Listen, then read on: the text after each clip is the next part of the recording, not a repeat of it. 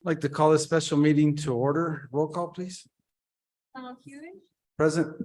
Mayor Pro Tempore Margaret Morales, Councilmember Mitch Lindeman, Here. Councilmember Dania Acosta, Present. Councilmember Ray Shelton, Present. Councilmember Michael Montenegro, Present. Councilmember Jose Grijalva, Here. City Manager Ana Rupico, Present. City Attorney Dennis Fitzgibbons,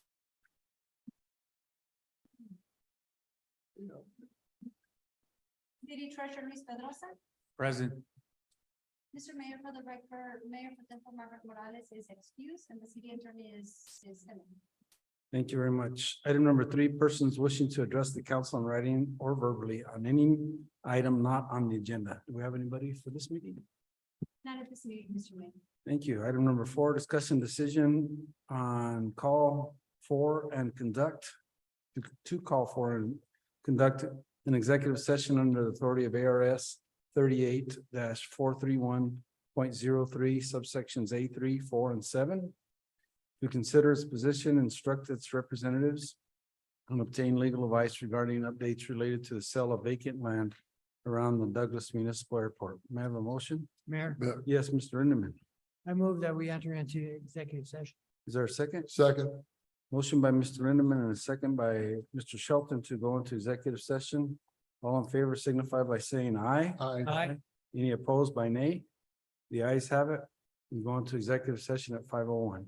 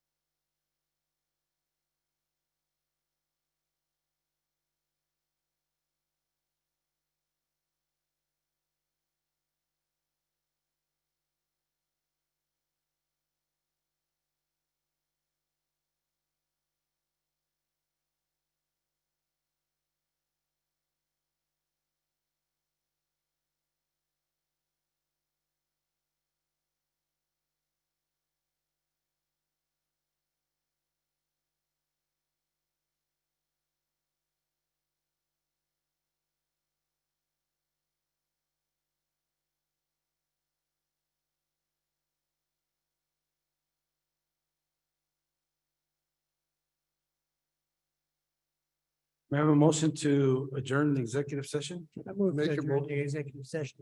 there a second? Second. Motion by Mr. Lindeman, second by Mr. Shelton to adjourn the executive session. All in favor signify by saying aye. Aye. Any opposed by nay? The ayes have it. Item number 5, update regarding vacant land around the Douglas Municipal Airport. There's a item on our agenda during the regular meeting that will address this issue, so we'll have it there and be able to discuss it and hear any more questions that we may have. Item number 6, adjournment. May I have a motion to adjourn? Make a motion, we adjourn. Is there a second? Second. Motion by Mr. Shelton, second by Mrs. Acosta to adjourn this special meeting. All in favor signify by saying aye. Aye. Any opposed, nay? The ayes have it. We stand adjourned at 5:39.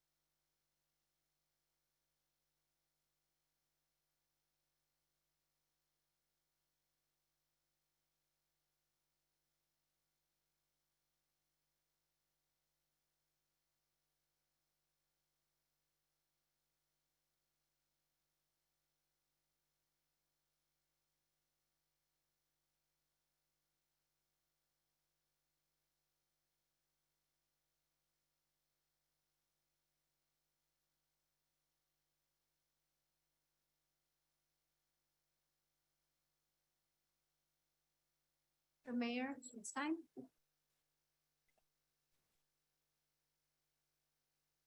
I'd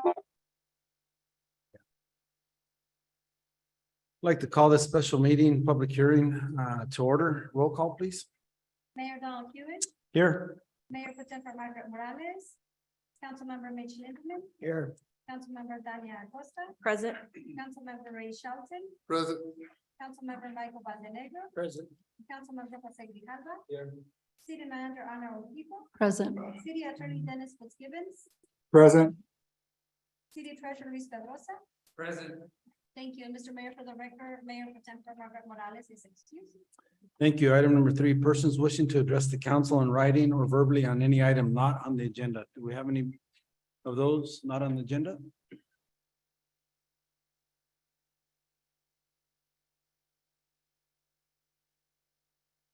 Mr. Mayor, not for this specific item. Thank you very much. Item number 4, discussion on public hearing.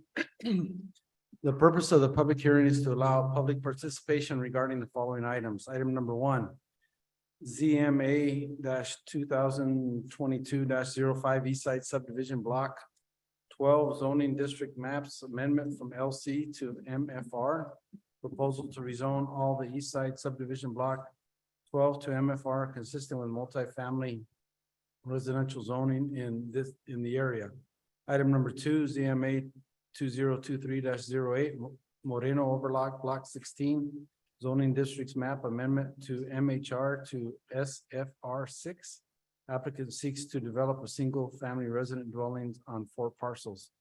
Item number 3, ZCA 2023-01 Administrative Codes Text Amendment, updating, revising, and amending code text in several articles of the zoning code, section 2.32.030, articles 1, 2, 3, 4, sections 5.513, 5.514, and articles 10, 11, 12, 13, 14, and title 17, and chapter 15.08 of the Douglas Municipal Code to correct omissions and errors in enumeration, spelling, and recognize practical organizational changes and authorities, improve definitions of minor decisions, and increase flexibility for the clarity of processes for administrative approvals. And item number 4, ZCA 2023-03 Innovative Community Overlay Zoning District Code IC-R, IC-C, IC-MU.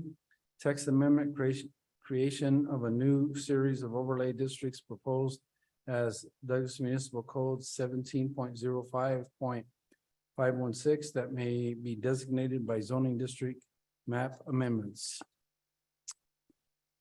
Anybody from the public? Do we have a request to start off with? We'll start with those.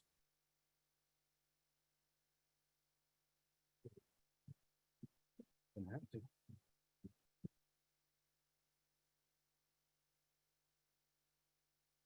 Thank you, Ms. Susan Bailey.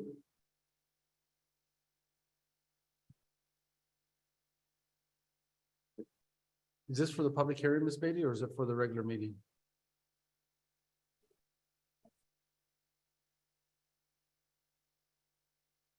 Because I noticed you're saying E. No, That's not, okay, got it, okay, all you.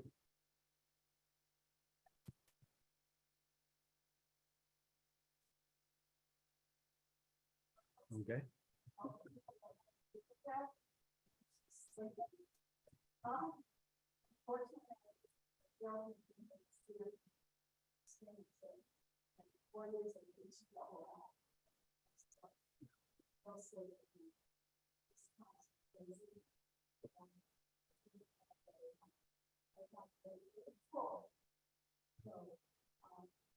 It's clear that I represented everybody in the neighborhood.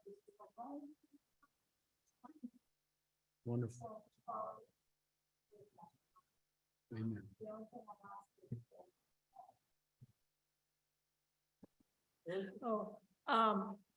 Is that the garbage needs to be emptied, because the garbage is like heaping and it's Right. coming out, and when I called, I know they said it's private property, so probably have to get a hold of the Okay. property manager or somebody. But I'm doing the happy dance because I'm also gonna sell my house. And the only way I can sell my house is by them cleaning their house up. And, I can't believe all the people that are looking for a house. Since I said I was selling my house, keep saying, don't have it on the market yet. So anybody that knows anybody that needs a big honking new great motorcycle, I can't leave or sell the house until when the motorcycle's out of the garage. I have this fabulous motorcycle, but I do plan on moving, hopefully soon. So ask your prayers and Thank you. a lot of that going on. 'Cause- Will do, Ms. Bailey. God bless you. Thank you. Is there anyone from the public that would like to comment on any of the proposed zoning changes? Mr. Mayor, I believe we have the biases that would like to speak also, Sure. but I also have on the telephonically, Okay. Mr. Otero. Why don't we go to Mr. Otero, if we could? Mr. Humberto Otero, are you connected? Can you hear us?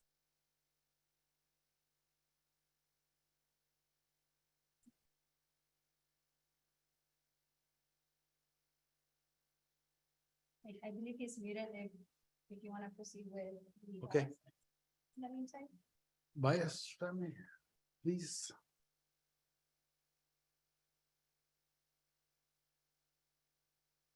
Hello.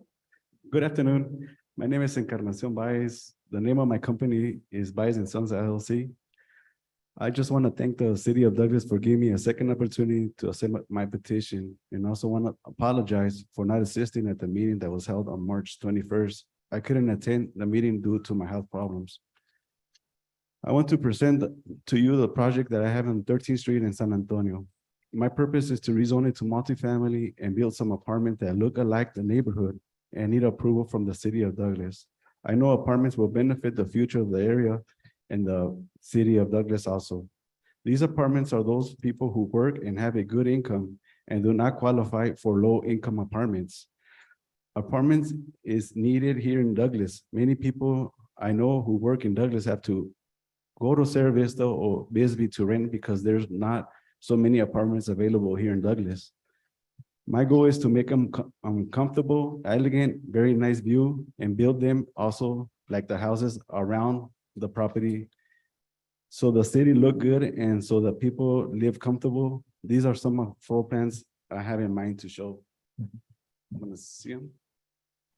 Thank you, Mr. Reyes. Get 'em in.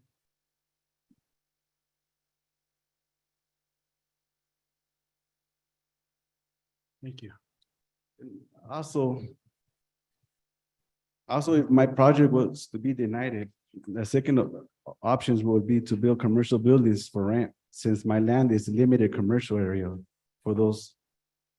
I have some ideas also to show you guys.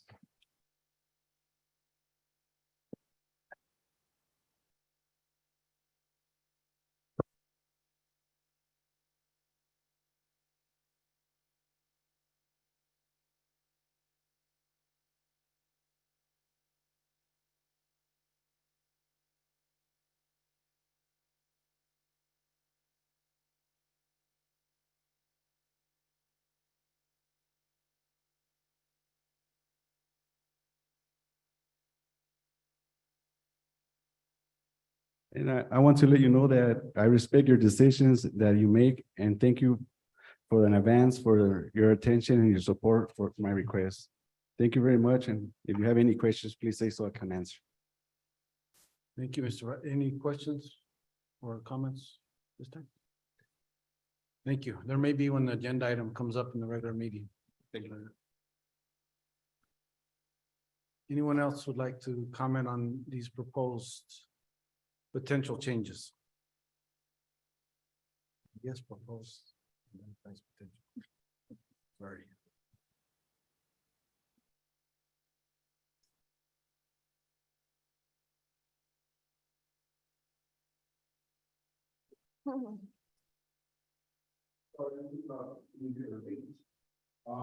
No problem. Please come to the microphone. DMA 2022-05. Yes, sir. Yes. Yeah. Okay. Please identify yourself and. Nicolas Castillo, 2001 East 13th Street. And I've got some These copies I'd like for each of you to have. If somebody could pass them, I can pass them to you.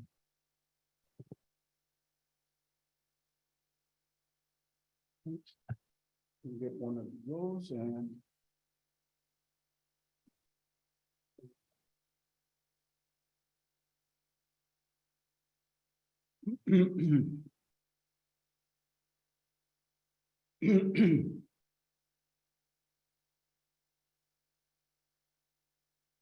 Thank you for the opportunity to voice my opinion, and not only mine, but I'm representing, if you look at the petition there, I'm representing my neighbors on 13th Street between San Antonio and Washington. And because we will be affected if that vacant property close to the old food city is rezoned as multifamily. We oppose it, and we gave our, how should I say, our reasons for it last time. And they are the extra noise, the devaluation of property, trash, and negative things that come with renters who have no skin on the game as far as the neighborhood. Unfortunately, after we had the last meeting and we voiced our opinion, there was another meeting titled on YouTube titled Personal Planning Meeting or something like that. Let me see here, City of Douglas Personal Meeting Room. And I believe the city planner was speaking about the results of that meeting where we spoke. And he misspoke for us, he misquoted us. He mentioned, somebody asked, and I don't know whose voice this is. What the objections were. The objections were for any housing that would be multifamily. The concerns about the kind of people that multifamily housing would bring to the city. Right there. We were not speaking about multifamily housing coming to the city. That's absurd. It has to come to the city. We were speaking specifically for our neighborhood, for that street, for the east side subdivision, which, you know, that's what we're discussing. Where he comes up with the thing that we're against MFR for the whole city, it's ridiculous. You gotta have apartments. You gotta have duplexes. We just don't want them on our street. Most of us are elderly, retired. That's a quiet street. We want to keep it that way. Okay. Another thing. Wish I had some water. This graph or picture that was circulated. Do you have it on file on the computer? I know I gave you guys a copy. Thank you.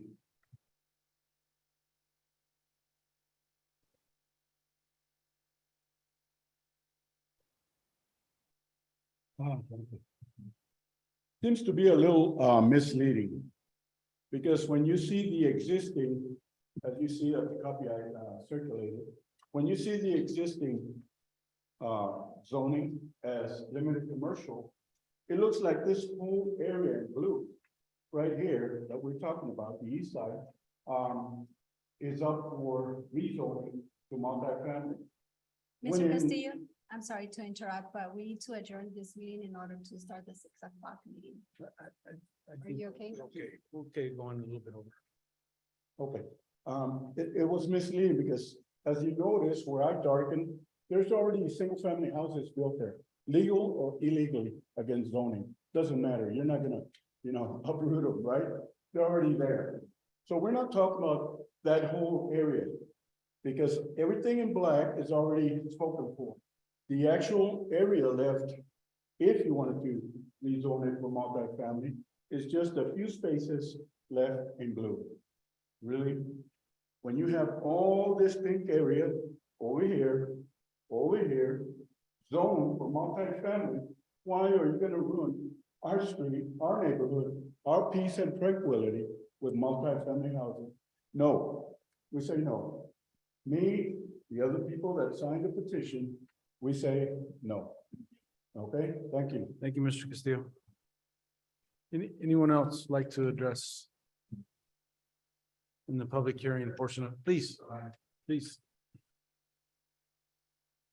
Good evening, everyone. My name is Arvin Hurtado. I bought the church right there, right next to Mr. Castillo's house.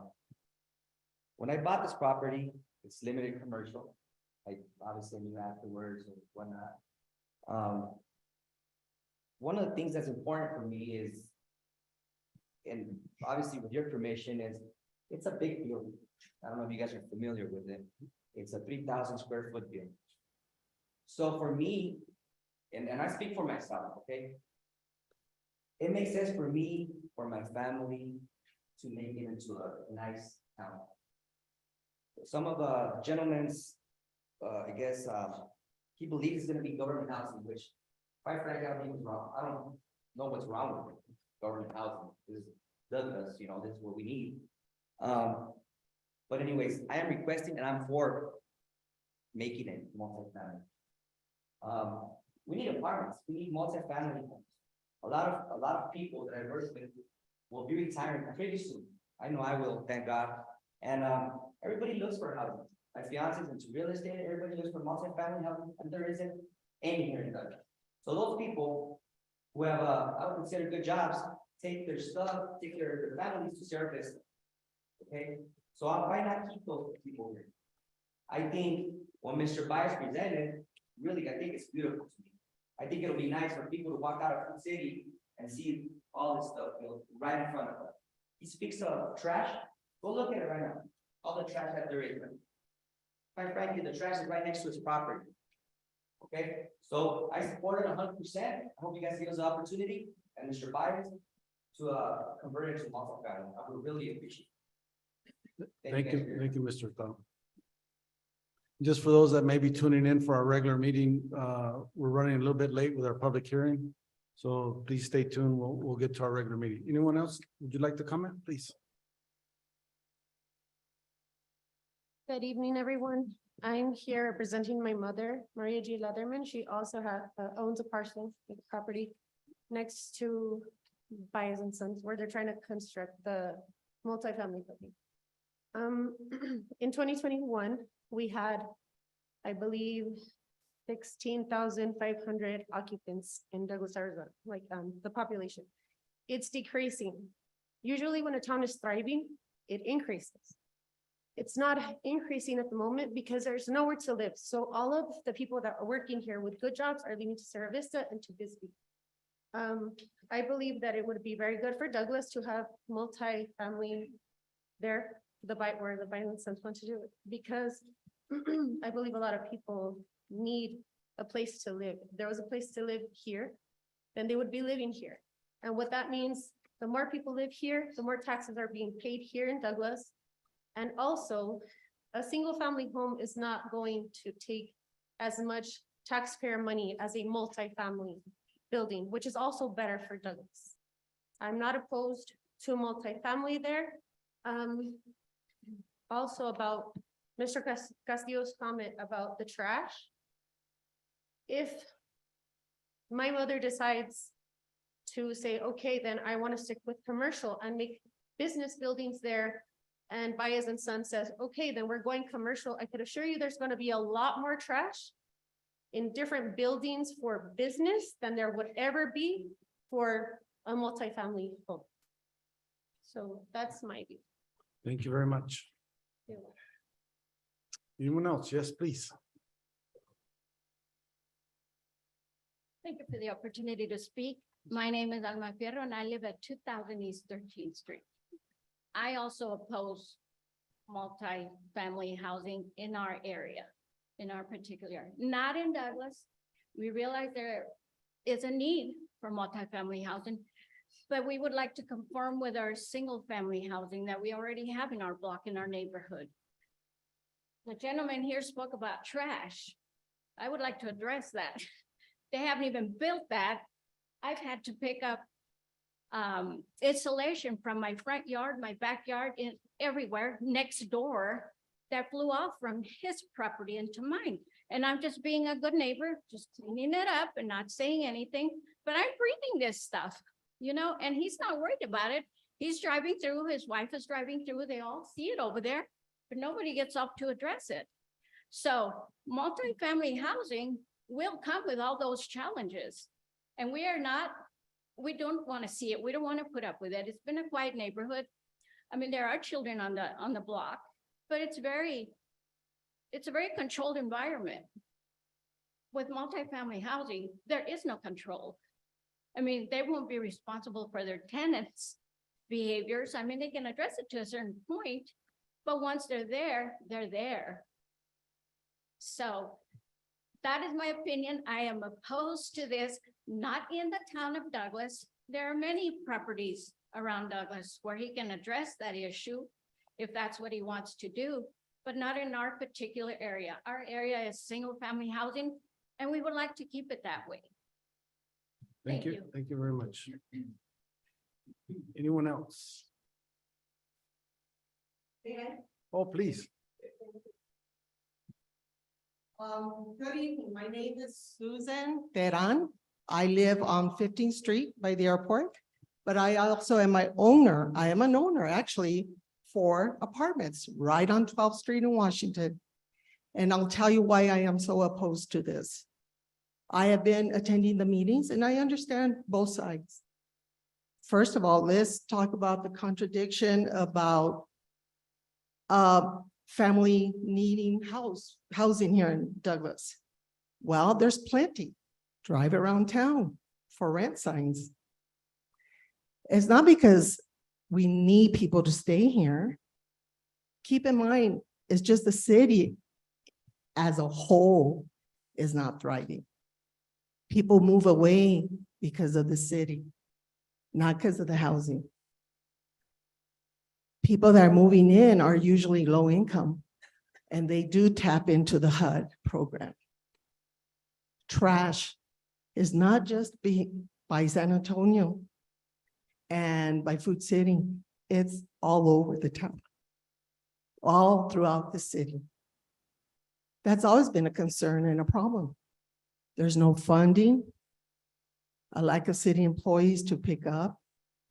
And the reason why I oppose, because I am an owner for apartments, we have tenants that don't clean up after themselves. We actually have to do that as landlords. You have people in that quiet area, cars, people that come in, they're paying rent, they don't care. They don't take care of it. That area is by Applewhite. Remember that? Applewhite Division, anything up San Antonio was a great place. That was the place, the dream place to live. It is no longer because you do have the planning and zoning, the changes. Let's think long-term. What's best? Is it for the revenue that the city gets for apartments? Look at the apartments that you have from Mr. Calhoun, or sorry, Kerfman. They're not even finished building them. Who keeps tabs on that? They're still empty, half built. What message do you want to send for people to move to Douglas? You have to have a division. You have to have a plan. Do you, sir? Well, good. You're seeing the pictures. Many of you were not here in the last meeting. They also notified people that live 350 feet away from where they're going to be affected. That's not that far. I've spoken to many neighbors who have no idea. They were not notified. There's a lot of contradictory from the last meeting to this meeting. That is all I have to say. But people have been established and are pioneers and have been here and plan on living here for many years. They are watching, checking, see what your ideas and your plans moving forward for the city of Douglas. You gotta consider that because that's why people move away. Their voices are not heard. And the city's moving a different direction. You do need input from people who have been living here for very many, many years. I thank you for your time. Thank you. Anyone else? Okay, we'll move on to item number 5, adjournment. May I have a motion to adjourn? Make a motion, we adjourn. Is there a second? Second. Motion by Mr. Shelton, second by Mrs. Acosta to adjourn the public hearing. All in favor signify by saying aye. Aye. Any opposed, nay? The ayes have it. We stand adjourned at 6:10.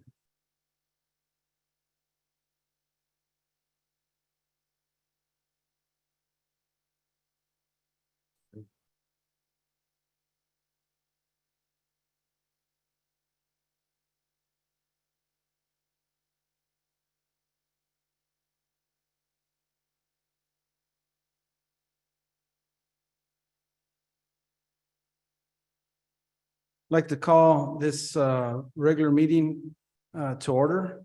Please stand for the Pledge of Allegiance, and if you remain standing for the invocation by Pastor Francisco Cordova.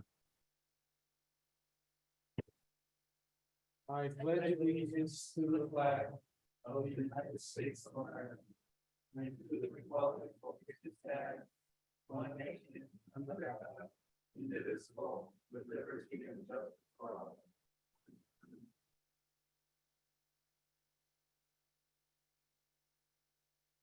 Muy buenas tardes, Dios les bendiga. Mi nombre es Francisco Córdoba, soy pastor de la Iglesia del Nazareno, ubicada en 906-11 de 906-11 Street. Y yo les quiero invitar a nuestros servicios que son los miércoles a las 4:30, los domingos a las 10 de la mañana. También tenemos servicio comunitario. Estamos sirviendo todos los martes a las 8 de la mañana, a las 2 de la tarde. Nuestros servicios son para el bienestar de la comunidad de Douglas. Estamos llevando a cabo el grupo de mujeres que han sufrido violencia doméstica y adicciones, y los voluntarios son bienvenidos a nuestra iglesia. Se ofrece ayuda social y psicológica. Estamos trabajando con el Consulado de México y Clínica Chiricahua, Casa Hope con Alba Pacheco, y también les estamos ofreciendo diferentes actividades a nuestros ancianos con arte y diferentes actividades de manualidades y juegos para ellos. Ese es un servicio social, no es nada religioso, es nada más para un bienestar de nuestra comunidad en Douglas. Ahora sí, vamos a orar. Que la gracia y la paz de nuestro Señor Jesucristo esté con cada uno de ustedes, que la presencia de nuestro Señor Jesucristo esté en este recinto. Bendigo sus actividades y las decisiones que se tomen en cada una de estas actividades. Bendigo sus familias y que cada uno de ustedes goce de salud en el nombre del Padre, del Hijo, del Espíritu Santo. Y nuestro Señor Jesucristo les invita a ustedes. Dice, porque de tal manera amó Dios al mundo que dio a su Hijo unigénito para que todo aquel que en él crea no se pierda, mas tenga vida eterna. Juan 3:16. Dios les bendiga y pueden continuar con sus actividades. Amén. Muchas gracias, Pastor Córdoba. Item number 4, roll call, please. Mayor Donald Hewish. Present. Mayor Pro Tempore Margaret Morales. Councilmember Mitch Lindemann. Here. Councilmember Dania Acosta. Present. Councilmember Ray Shelton. Present. Councilmember Michael Valdenegro. Present. Councilmember Jose Grijalva. Here. City Manager Ana Urquijo. Present. City Attorney Dennis Fitzgibbons. Present. City Treasurer Luis Pedrosa. Present. Thank you, Mr. Mayor. For the record, Mayor Pro Tempore Margaret Morales is excused. Thank you very much. Item number 5, persons wishing to address the council in writing or verbally on any item not on the agenda. Do we have anybody? No, Mr. Mayor, not for this item. Thank you very much. Item number 6, reading of the following proclamations. Item A, National Child Abuse Prevention Month.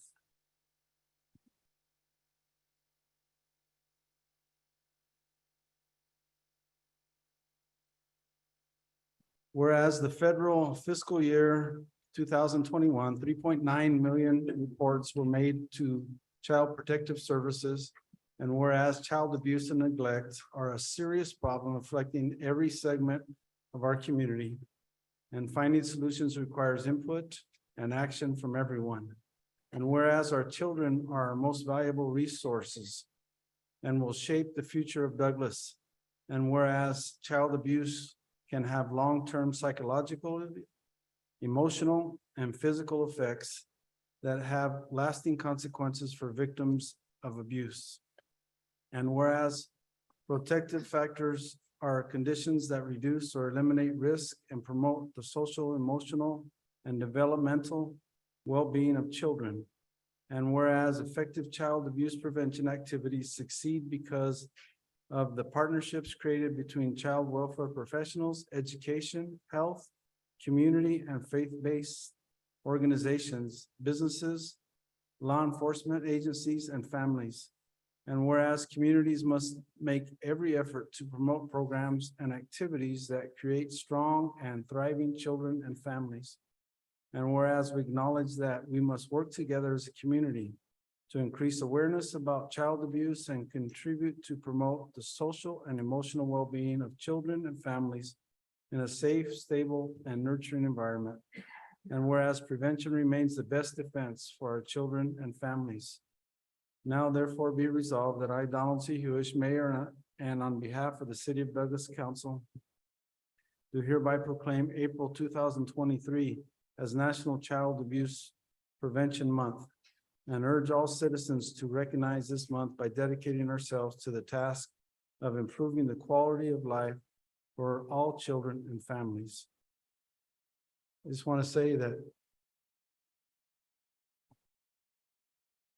we just can't have it. We just can't have child abuse or any type of abuse. And I would encourage each of us to be on the lookout, that if we see anybody that's hurting, that we take it to proper authorities to try to reach out and assist these precious little gifts, what I call gifts from God. And that we unite as a community and let people know that child abuse and any type of abuse is not welcome in Douglas. Item number B, 6B, Fair Housing Month. Whereas the Civil Rights Act of 1968, commonly known as the Federal Fair Housing Act, and the Fair Housing Amendments Act of 1988 prohibits discrimination in the sale, rental, leasing, and financing of housing or land to be used for the construction of housing or in the provision of brokerage services on the basis of race, color, religion, sex, disability, familiar status, and national origin. And whereas the policy of the United States is to provide within constitutional limitations, fair housing throughout the United States through the 1968 and 1988 Federal Fair Housing Acts, which declare that it is national policy to ensure equal opportunities in housing. And whereas April has traditionally been designated as Fair Housing Month in the United States, now therefore be resolved that I, Donald C. Hewish, Mayor, and on behalf of the City of Douglas Council, do hereby proclaim April 2023 as Fair Housing Month, and urge all citizens of the community to comply with and lend their support to not just the letter of the law, but the spirit of fair housing and opportunity for all. Item number 6C, Autism Awareness Month.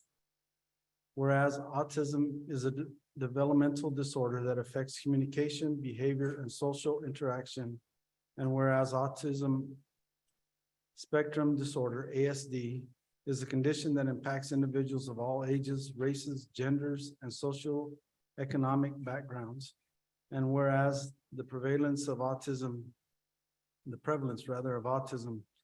has been increasing over the years, with an estimated of 1 in 54 children in the United States diagnosed with ASD, according to the Centers Disease Control and Prevention. And whereas individuals with autism have unique strengths, talents, and abilities that contribute to our communities and society. And whereas early diagnosis, intervention, and support can significantly improve outcomes for individuals with autism, helping them to reach their full potential. And whereas raising awareness about autism can foster understanding, inclusion, and acceptance of individuals with autism in all aspects of life, including education, employment, and social interactions. And whereas advocating for policies, services, and resources that promote the well-being and inclusion of individuals with autism is crucial to creating a more inclusive and equitable society. And whereas Autism Awareness Month is a time to promote education, acceptance, and understanding of autism, and to show support for individuals with autism and their families. Now therefore be resolved that I, Donald C. Hewish, Mayor, and on behalf of the City of Douglas Council, to hereby proclaim April 2023 as Autism Awareness Month, and urge all citizens of the community to join in raising awareness about autism, promoting acceptance and inclusion, and supporting individuals with autism and their families. Thank you for your indulgence. Any members of the council like to address any of those proclamations? All I can say, Please, Mr. Shelton. our children are very important, so anybody sees any abuse, not only children, but otherwise, you need to report it. I have seen several specials lately on how people don't report it and what happens. The person that the abuse is being done to is either killed or beat up severely or has other problems dealing with, especially with young ladies. So if you have a problem, please report it. Thank you. Thank you. Anyone else? Thank you. Moving on to item number 7, discussion decision on approval of consent agenda items. Item A, expenditures for the month of March 2023 totaling $2,616,590.31. B, meeting minutes of February 22nd and March 8th, 2023. And C, Finance Committee Chairperson appointment of Councilman Mitch Lindeman. May I have a motion to approve the consent agenda items? I make a motion, we approve these items. Is there a second? Second. Motion by Mr. Shelton, second by Mr. Valdenegro to approve the consent agenda items. Roll Mayor? call. Yes, please, Mr. Lindeman. Before we vote, I just wanted to say that, I thank you very much for the appointment.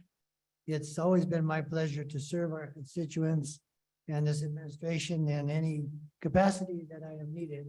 And again, I will do my best. Thank you. Thank you, Mr. Lindeman. I'd also like to thank Mr. Grijalva, who served in that capacity the past 2 years. Mr. Grijalva's recently received the honor to being selected to serve on the Arizona League of Cities and Towns Budget, Finance, and Economic Development Policy Committees. So he'll be representing the city in his stellar representation that he always has on our behalf and represent us well.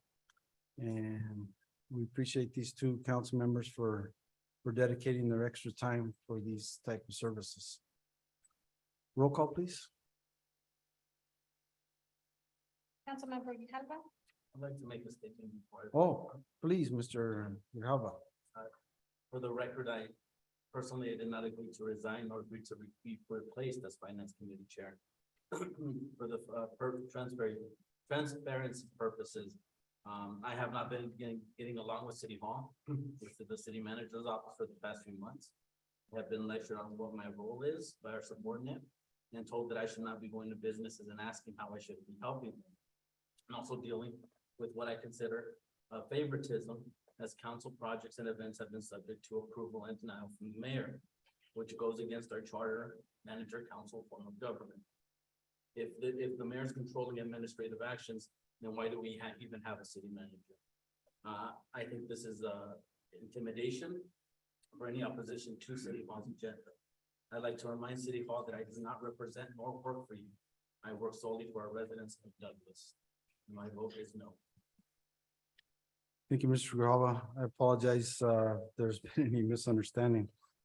I'd be more than willing to talk to you about it anytime. Roll call, please. Councilmember Valdenegro, Yes. Councilmember Shelton. Yes. Councilmember Acosta, Yes. Councilmember Lindemann, Yes, Mr. Mayor, Yes, motion carries.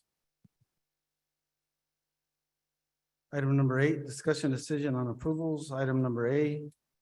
First reading of ordinance number 23-1162, an ordinance of the mayor and council of the city of Douglas, Cochise County, Arizona.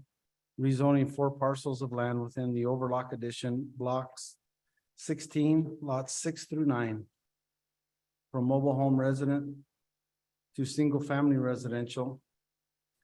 6,000 SFR 6 and amending the official zoning district map, establishing severability of components of ordinance and establishing an effective date thereof. Mr. Kiko? Thank you, Mayor, members of the council. We have our planner, Mr. Osborne, joining today for all of these zoning items via Zoom. So I'm hopeful that we are able to hear him. He can hear us well. We have a good signal. And he'll be taking over any questions on these items, which have gone before the Planning and Zoning Commission, and he'll summarize those respectively as we address them. Thank you, Mr. Osborne, please.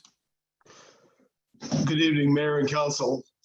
The lots 6 through 9 of Overlock Addition Block 16 have been designated mobile home residential since they were annexed into the city of Douglas. Those parcels have not developed as mobile home residents, and there are many other parcels within the area that have not, again, located mobile homes onto them. And with that in mind, we had presented to the Planning and Zoning Commission a proposal for possibly changing the zoning for the whole area. What we're looking at is a number of parcels that have been increasingly looked at for development of single family residential. And in order to facilitate that, the applicant, Mr. Michael Moreno, proposed to rezone to single family residential 6,000 square foot minimum lot size, which is consistent with the mobile home residence parcel size as a individual lot. And so the staff recommended for approval, and the Planning and Zoning Commission also recommended for approval on those 4 lots. Thank you. May I have a motion on placement of the ordinance? Mayor, Yes, Mr. Valdenegro. move the mayor and council approve the placement of ordinance number 23-1162 on its first reading by number and title. Is there a second? Second. Motion by Mr. Valdenegro, second by Mr. Grijalva to approve the placement of ordinance number 23-1162 on its first reading by number and title only. Any questions or discussion? Mayor, Yes, Mr. Lindemann, please. I'm just wondering, down there on 23rd Street, are there existing mobile homes in that area? Mr. Osborne, Yes, there are a few. will this zoning change affect those people that are already there? No, this proposal is only for the 4 lots that are owned by Mr. Moreno and his mother. And so with that in mind, those are the only 4 parcels that are affected. The mailing radius of 300 feet as required by state law was followed. And we received no commentary from anyone at the Planning and Zoning Commission public hearing. Okay, thank you. Thank you. Any other questions? Mayor, Yes, please, Mr. Grijalva. I just wanna, Mr. Moreno's here. I remember I saw him when he first came in and they said I couldn't do it. And then he spent 9 months of, I couldn't do it. They say I'm lying about it, some things, they said I need permits, they needed, that's the process that we were giving him right now. So I think as a city, we owe him an apology because nobody should be waiting 9 months for us to rezone this. At the very least, we should have said, hey, if you can't do it because of rezoning, let's work out the process, have the city manager talk to council. Once that happens, if we're all sort of in an agreement, offer him an address permit. then he can begin building instead of losing time and money.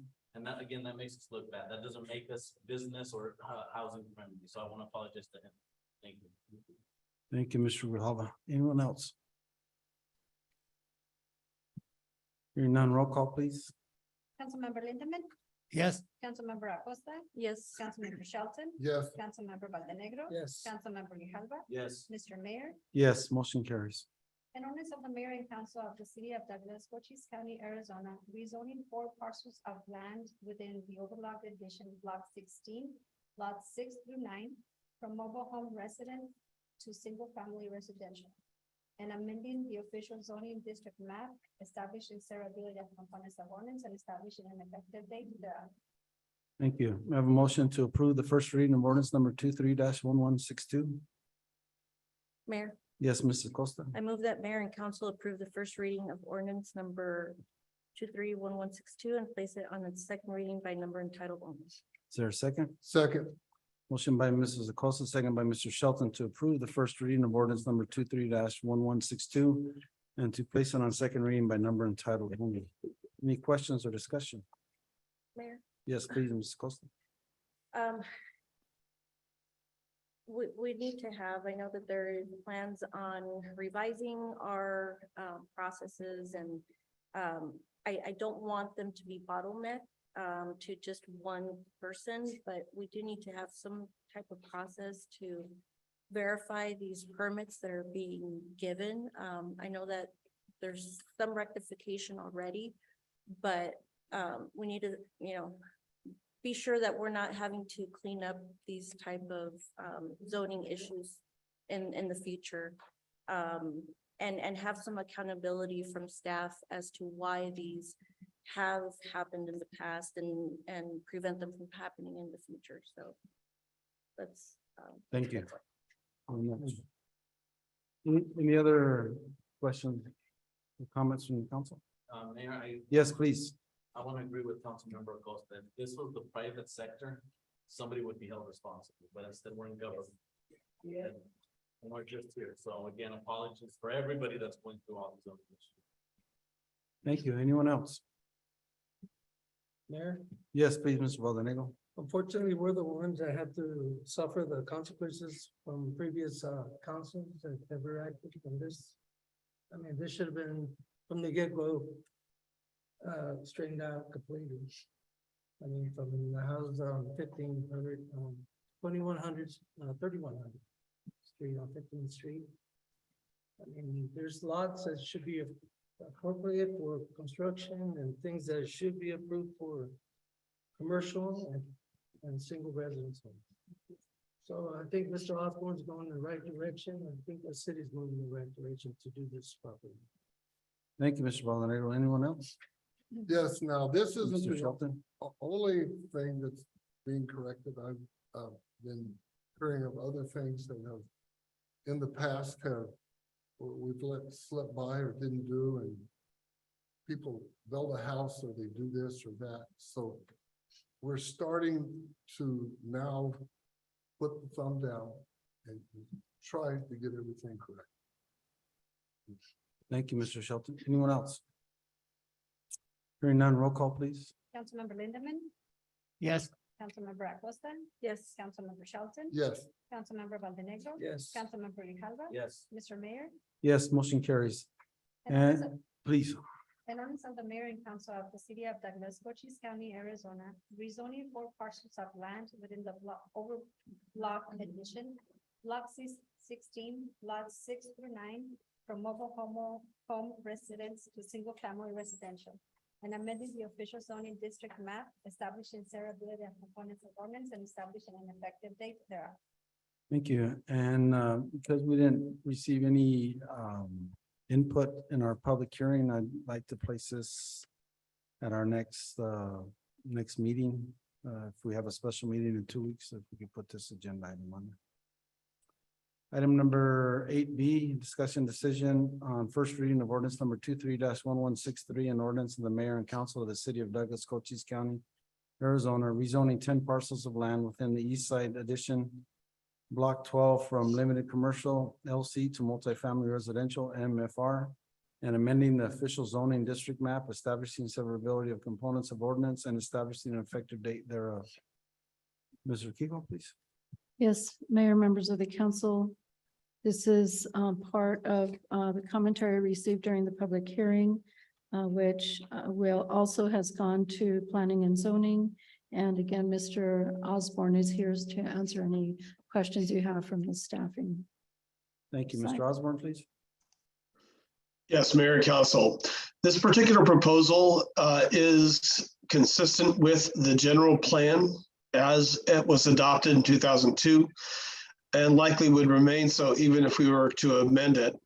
The area is designated as a community services node, and the goals and policies that were cited in the staff report provided to the Planning and Zoning Commission cite numerous opportunities for where we want to actually locate residential and even commercial development in proximity to where areas are already designated for commercial.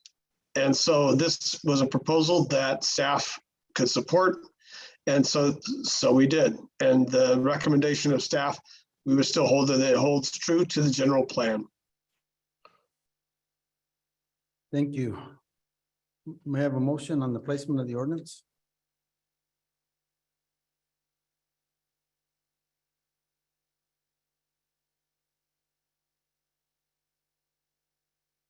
Mayor, Yes, Mrs. Costa. I move that mayor and council approve the placement of ordinance number 231163 on its first reading by number and title only. Is there a second? Second. Motion by Mrs. Costa, second by Mr. Shelton to place the ordinance 23-1163 on its first reading by number and title only. Any questions or discussion?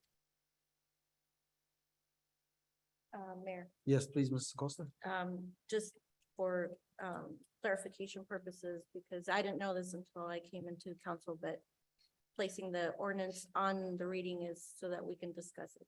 Correct. And so with our hearing both sides of the arguments earlier in the special meeting, I understand both aspects of it.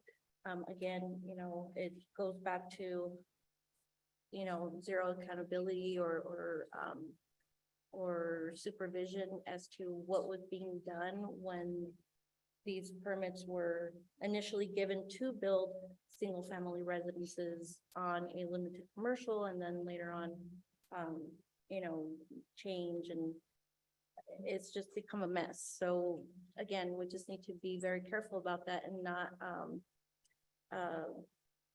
continue in this pattern. If it needs to, if we do need multifamily residence zoning, but when you're affecting people that are already living there, that is, it's hard to argue with that. And, you know, for investors to purchase these plots or these lots for, you know, residences or multifamily residences when it's limited commercial and not give that, I just don't know how we can, you know, appease everybody. It's a difficult situation to be in. And I apologize to all the parties involved. Thank you, Mrs. Costa. Anyone else? Yes. Yes, Mr. Shelton, please.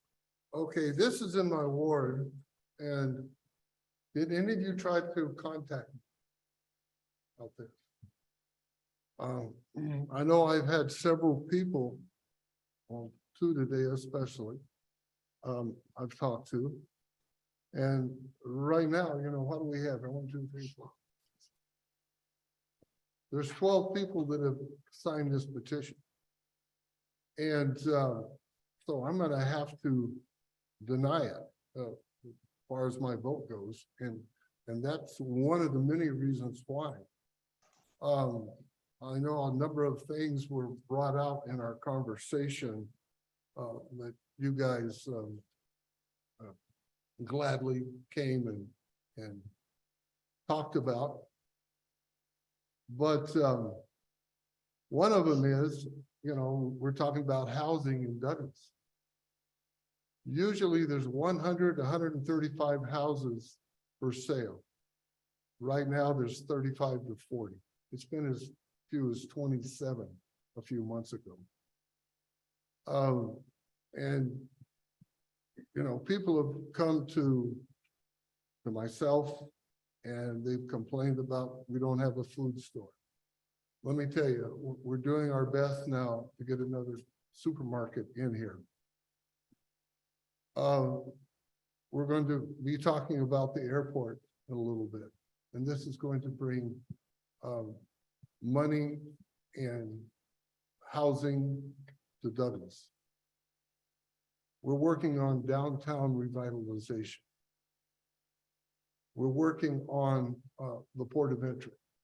And to me, you know, that's still 4 years out. But I'm going to have to make this comment. These individuals, starting with Anna on down, have done an exceptional job putting together so many critical things for Douglas. I have been going to the contractors I know and telling them, build houses. Now, do we need multi areas? Sure we do.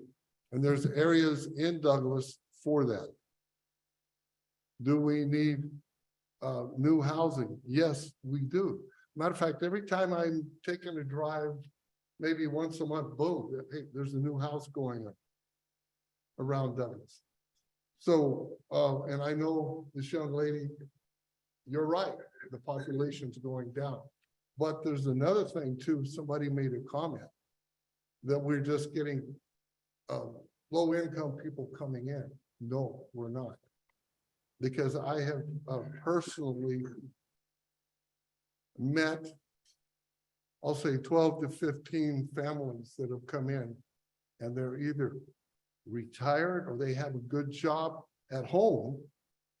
So right now, Douglas is right on the verge of being very, let's say this, a lot more sustainable than what it has been in the past.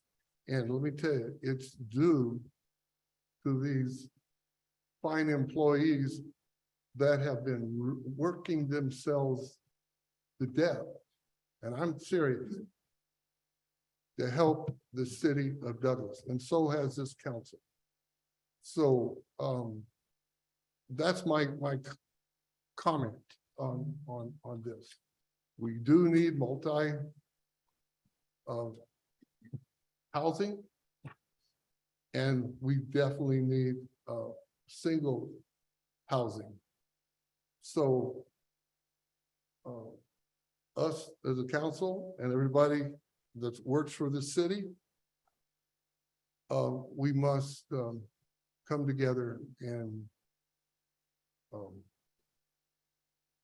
help everybody out. Divided we stand, I mean, together we stand, divided we fail. So that's my comment on this situation. And granted, we do need those. Anyway, that's it. Thank you. Thank you, Mr. Shelton. Anyone else? Mr. Mayor, I just have a. Yes, question. please, Mr. Mr. Valdemar. Baez, what were you planning to build on that lot, that corner lot?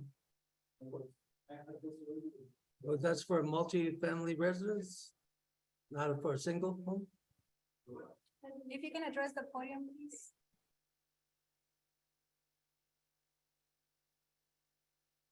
For the microphone? Oh. Yeah.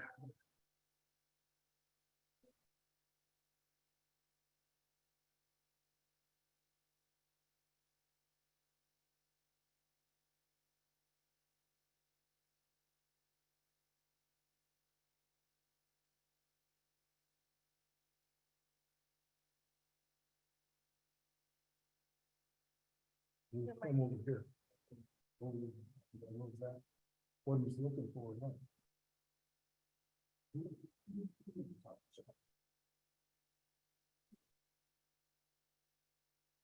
Okay, so, from the foundation, doesn't look nothing like that. Is that's a super Would you garage. mind going to the? No, the foundation, I started getting It was a single, but I thought the property was a single family. So I purchased the print for someone said $70,000 and I never got the money. I just didn't- when I had to continue building, because it's and I thought, well, to build a gas station, build a commercial building, he gave me a good idea. It's almost there. It's like, I have a manufacturer, because it's a commercial. So it's something that I could do. But that's why I'm seeing the neighbors, and then planning to do good, putting in commercial building. But if I don't have any options, I'll do it. Then that's why I'm seeing like multi-family, like there's someone on 50th Street in Downey, and there's someone on Boston that currently built. And so we need more people to, and then we open the city, we have more people. I'm not planning on building 12 or 20 apartments. There's only 6 apartments that are. Thank you, Mr. Valdenegro. Anything else? No, I just want to know what the. Well, look at- This is the other idea I have. Because I have made the commercial, they can't take that with me, in the commercial property. And I was trying to do this.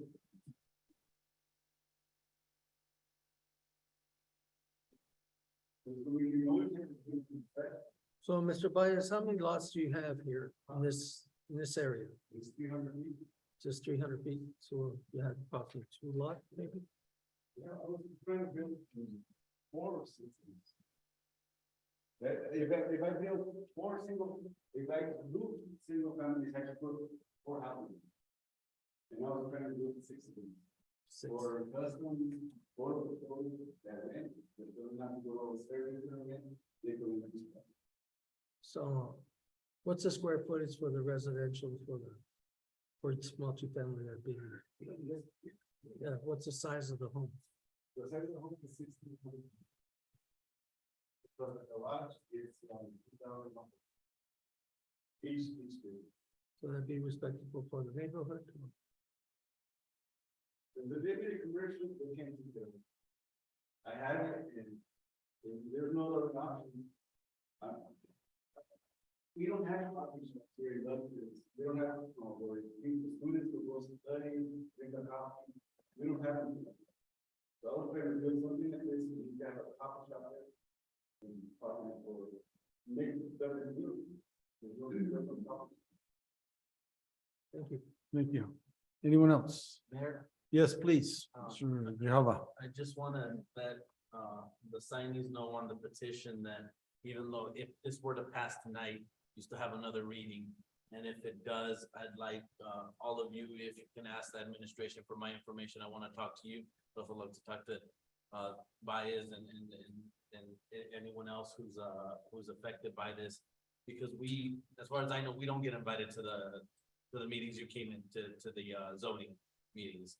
So I mean, it would have been nice for us to actually come, you know, even though we can't have a quorum, but maybe one of us to come and see it from both perspectives, because right now we're just seeing it, right, you know, having you all present or talk for 3 to 5 minutes, and then we have to make a decision that same night. So if it passes, I mean, there's still time. If it's okay, I'd like you all to get my information. I'd like to meet and talk with all of you. Thank you. Thank you, Mr. Grijalva. Anyone else? Please. Please at the microphone.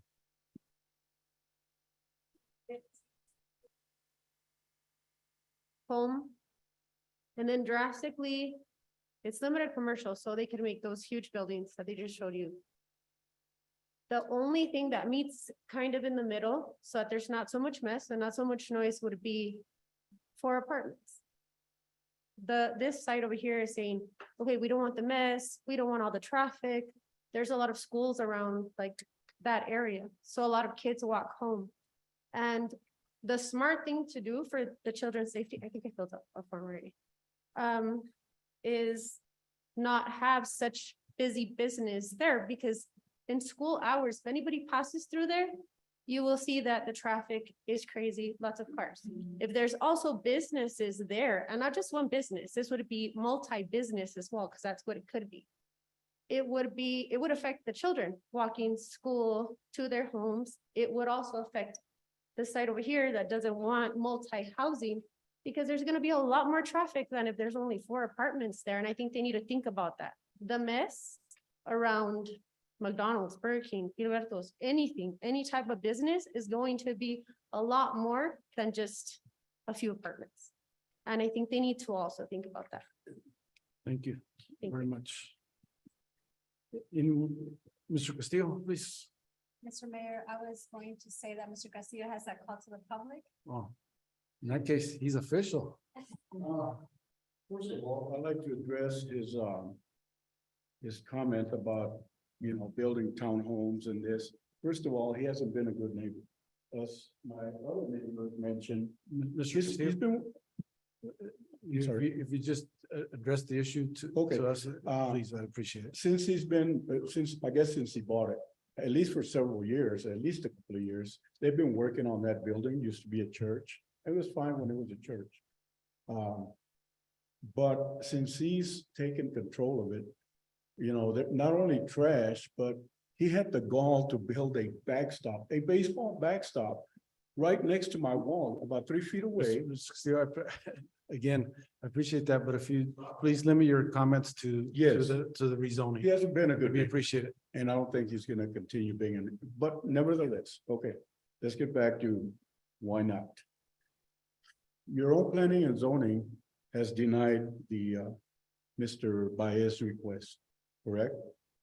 Mr. Osborne, is that, what was the recommendation from the Planning and Zoning Commission? The Planning and Zoning Commission voted to deny the request. Thank you. Thank you. Also, the majority of the residents on this street, we have all voted or petitioned against it. I think it would be very disrespectful for our representatives, and I applaud Mr. Shelton. I believe he said he was gonna vote no, and I think Ms. Acosta the same. It would be disrespectful for representatives to vote against the majority of the resident that will be directly impacted. In this country, the majority usually gets what needs to be done or not done. And hopefully you guys, or excuse me, you council people and mayor will respect the majority's decision in this case. Thank you. Thank you, Mr. Castillo. Anyone else? One more. Mr. Shelton, please. Yes. I was going to basically say what he said with the people around the area. Plus, we have a planning and zoning commission. I would hate to go against them. That's one of the minor things, but no hard feelings. Because we need both, but they just need to be in the right spots. That's the way I'm looking at it. Thank you. Thank you, Mr. Shelton. Anyone else? Point of order, Hold Mr. on. Castillo, if you can please address the podium, if the chair would allow. Go ahead, Mr. Castillo, up here at the microphone, please, so we can hear you. The gentleman obviously has money invested in that building or that property. I believe he stated he paid like $77,000. And he's saying, well, he has a right to LC zoning because when he bought it, that's what it was. So what do we do with that? I suggest the city purchase his property for what he paid, $77,000, resell it at a profit. Thank you, Mr. Castillo. Mr. Grijalva, please. Question, because Mr. Baez said that, he has a commercial, right? So he said we can't take that away. Is that true? Just for the conversation. Yeah. It's Mr. for the lower. Mr. Fitzgibbons, could you comment on that? What would be, if there's anything that would prohibit us from allowing a commercial building to be built in that area that's zone limited commercial? Well, I mean, if he already has hard zoning for commercial, he can proceed as long as it's, within our zoning code. I'll defer to Mr. Osborne if there's any specifics, but he has already hard commercial zoning. I'm sure there's several things he could build in. So if you met the limited commercial requirements, I believe that's, and then we wouldn't have any recourse to prevent that unless we chose as a council to recommend Well, zoning. I mean, site plans would come through, Mayor. I think, well, I'll let Mr. Osborne answer, but I mean, site plans and things like that would come back to council for you to review and approve, but I'll let Mr. Osborne speak. Mr. Osborne? Right. If actually we get a proposal for a limited commercial zoning district development, as long as it's compliant with the development standards of the zoning district, that would be an administrative decision. And so it's only if there's an exceedance of the acreage of, I believe it's 3 acres. If more than 3 acres is involved, then there would be a planned area development process that would have to be engaged. But we're looking at, we're looking at over 3 acres in total, but if Mr. Baez was to seek something smaller, as long as he was meeting the development standards for setbacks, for on-site parking, landscaping, and so forth, we would have to entertain that and review that proposal. Does that answer your question, Mr. Grijalva? Please. So basically the residents there around Mr. Baez's property have a decision, have sort of a decision to support. It's either commercial or it's either going to be residential. And, like it was said, and Mr. Baez said, if we say no to the residential, he's gonna build commercial. That's how I understand it. He's gonna do something there. So I'm just gonna sort of throw a curveball. I moved to table this item until next month and direct staff to get a hold of everybody that's gonna be affected by this and see what they want, because I don't think these residents know that something's gonna get built there. Let's see what they're comfortable with. So I moved to table this until next month. There's a motion on the floor to table. Is there a second? I second. Second by Mr. Valdenegro. Mr. Mayor, can I interject for a second? Could Please. we just continue it to a date certain so we don't have to give out any more notices? Since this is a zoning matter, I'd prefer, if it's okay with council, if Councilmember Grijalva would just amend his motion to continue the matter either to the first meeting in May and give us the date certain, if that's okay. So then we don't have to give out any more, we don't have to publish any more notices concerning the hearing. Does that make sense, Mr. Grijalva? So I'd like to make a motion that we table this item. What's the proper word, Mr. Fitzgibbon? No, Councilmember Grijalva had it. He's just going to amend his motion to, rather than table, to continue the matter until the first meeting in May. And as long as Councilmember Valdenegro accepted that, then we could, we accepted that amendment, then it'd be before council. Mr. Grijalva? I make a motion to continue this item at next month's regular meeting. Mr. Valdenegro, is that sufficient for you? That's sufficient. Thank you. Roll call, please, on the motion to continue this till the regular meeting of May. Councilmember Lindemann, No. Councilmember Acosta, Yes. Councilmember Shelton, No, Councilmember Valdenegro, Yes. Councilmember Grijalva. Yes. Mr. Mayor, Yes, motion carries. So that'll be continued next month to bring in front of the council again. at In- our in- regular meeting, which is May. And Mr. Mayor, just so staff has direction, is council requesting us to renotice the neighbors that are within the, that are supposed to get notice under our code? Or is council asking for something more? Your intention, Mr. Grijalva, what would you like? Just with the information that was given here about the 2 possibilities, for me, I don't think we should notify them since there's parties here that understand the situation and, maybe they could inform the other parties, basically that they have a choice or in the matter to support.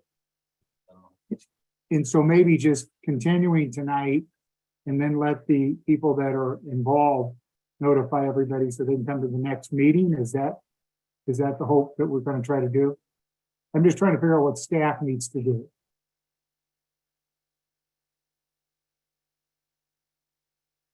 Is that your intention, Mr. Grillo? So in other words, the staff would please notify the people that this will be continued. And do we need to go as far as notifying what the options are, I guess? I don't think that's appropriate simply because we don't really know. I mean, we know the property is zoned commercial. We know who owns the property. We know he has sought to have an amendment for multifamily. I mean, I think we've given that notice before.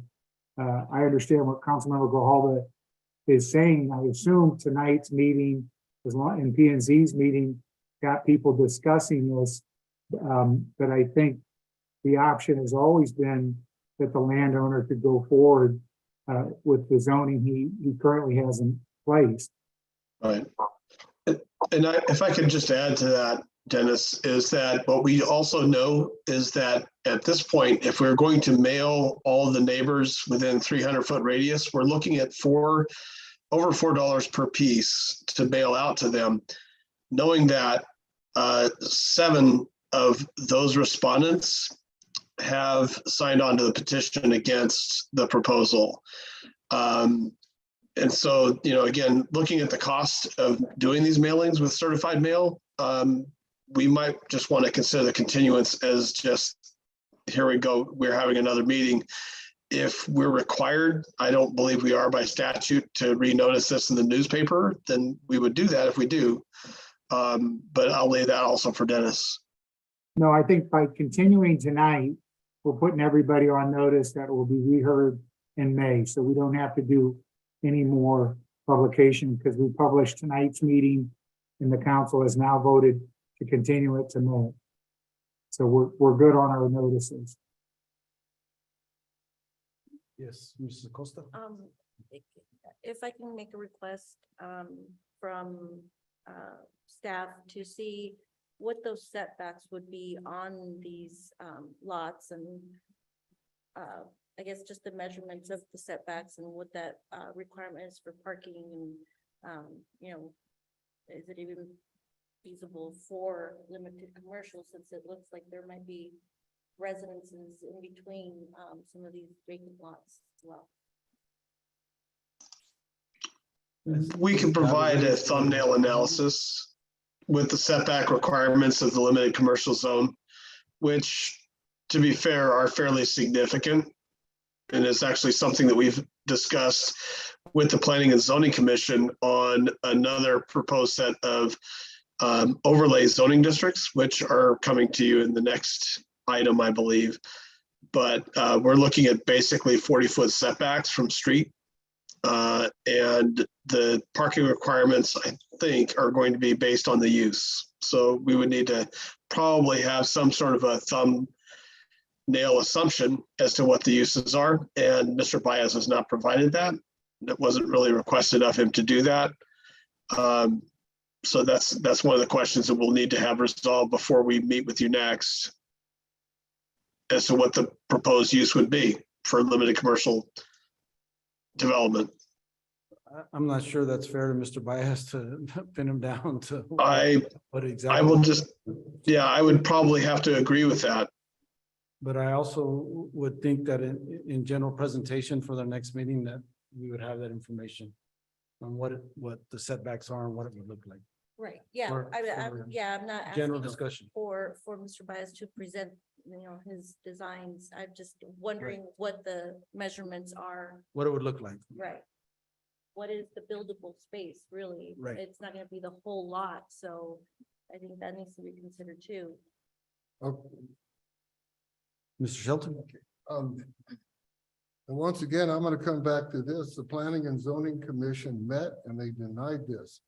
They have gone over all of this and they knew what it was all about. And I hope we have a Planning and Zoning Commission, you know, tomorrow. Thank you. Thank you. Item number 8C, discussion decision on first reading of ordinance number 23-1164. An ordinance in the mayor and council of the city of Douglas, Cochise County, Arizona, authorizing the sale of vacant land of sections around the Douglas Municipal Airport with assessors parcel number 410-01-005 to JW Resources LLC pursuant to terms entered into by the parties, establishing severability of components of ordinance and establishing an effective date thereof. Mr. Kiko, please. Thank you, Mayor, members of the council. Several months ago, we were directed to negotiate terms of a land sale around airport with JW Resources, who submitted a bid of $2.096 million for purchase of property surrounding the airport. Prior to that, we had gone to the public for input regarding just in general, the sale of our municipal airport, and shortly after I arrived. We heard the public primarily speak toward the need to keep our municipal airport as a public airport and do everything that we could to preserve that as a historical element within our community. We have those surveys available on our website if anyone needs that background. But with that moving forward and after extensive negotiations, staff was able to arrive with terms for the sale of the vacant land around the airport. The major terms are summarized below, which contain a sales price of the $2.096 million is as a cash offer, no carry.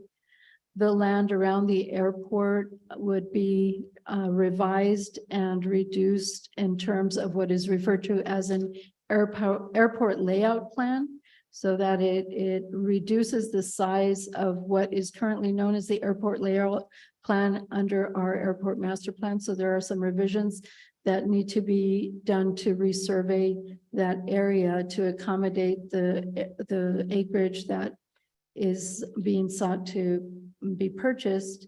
And the property would then be zoned after purchase consistent with the buyer's proposal that includes industrial and hangar homes or commercial retail out east of the municipal airport.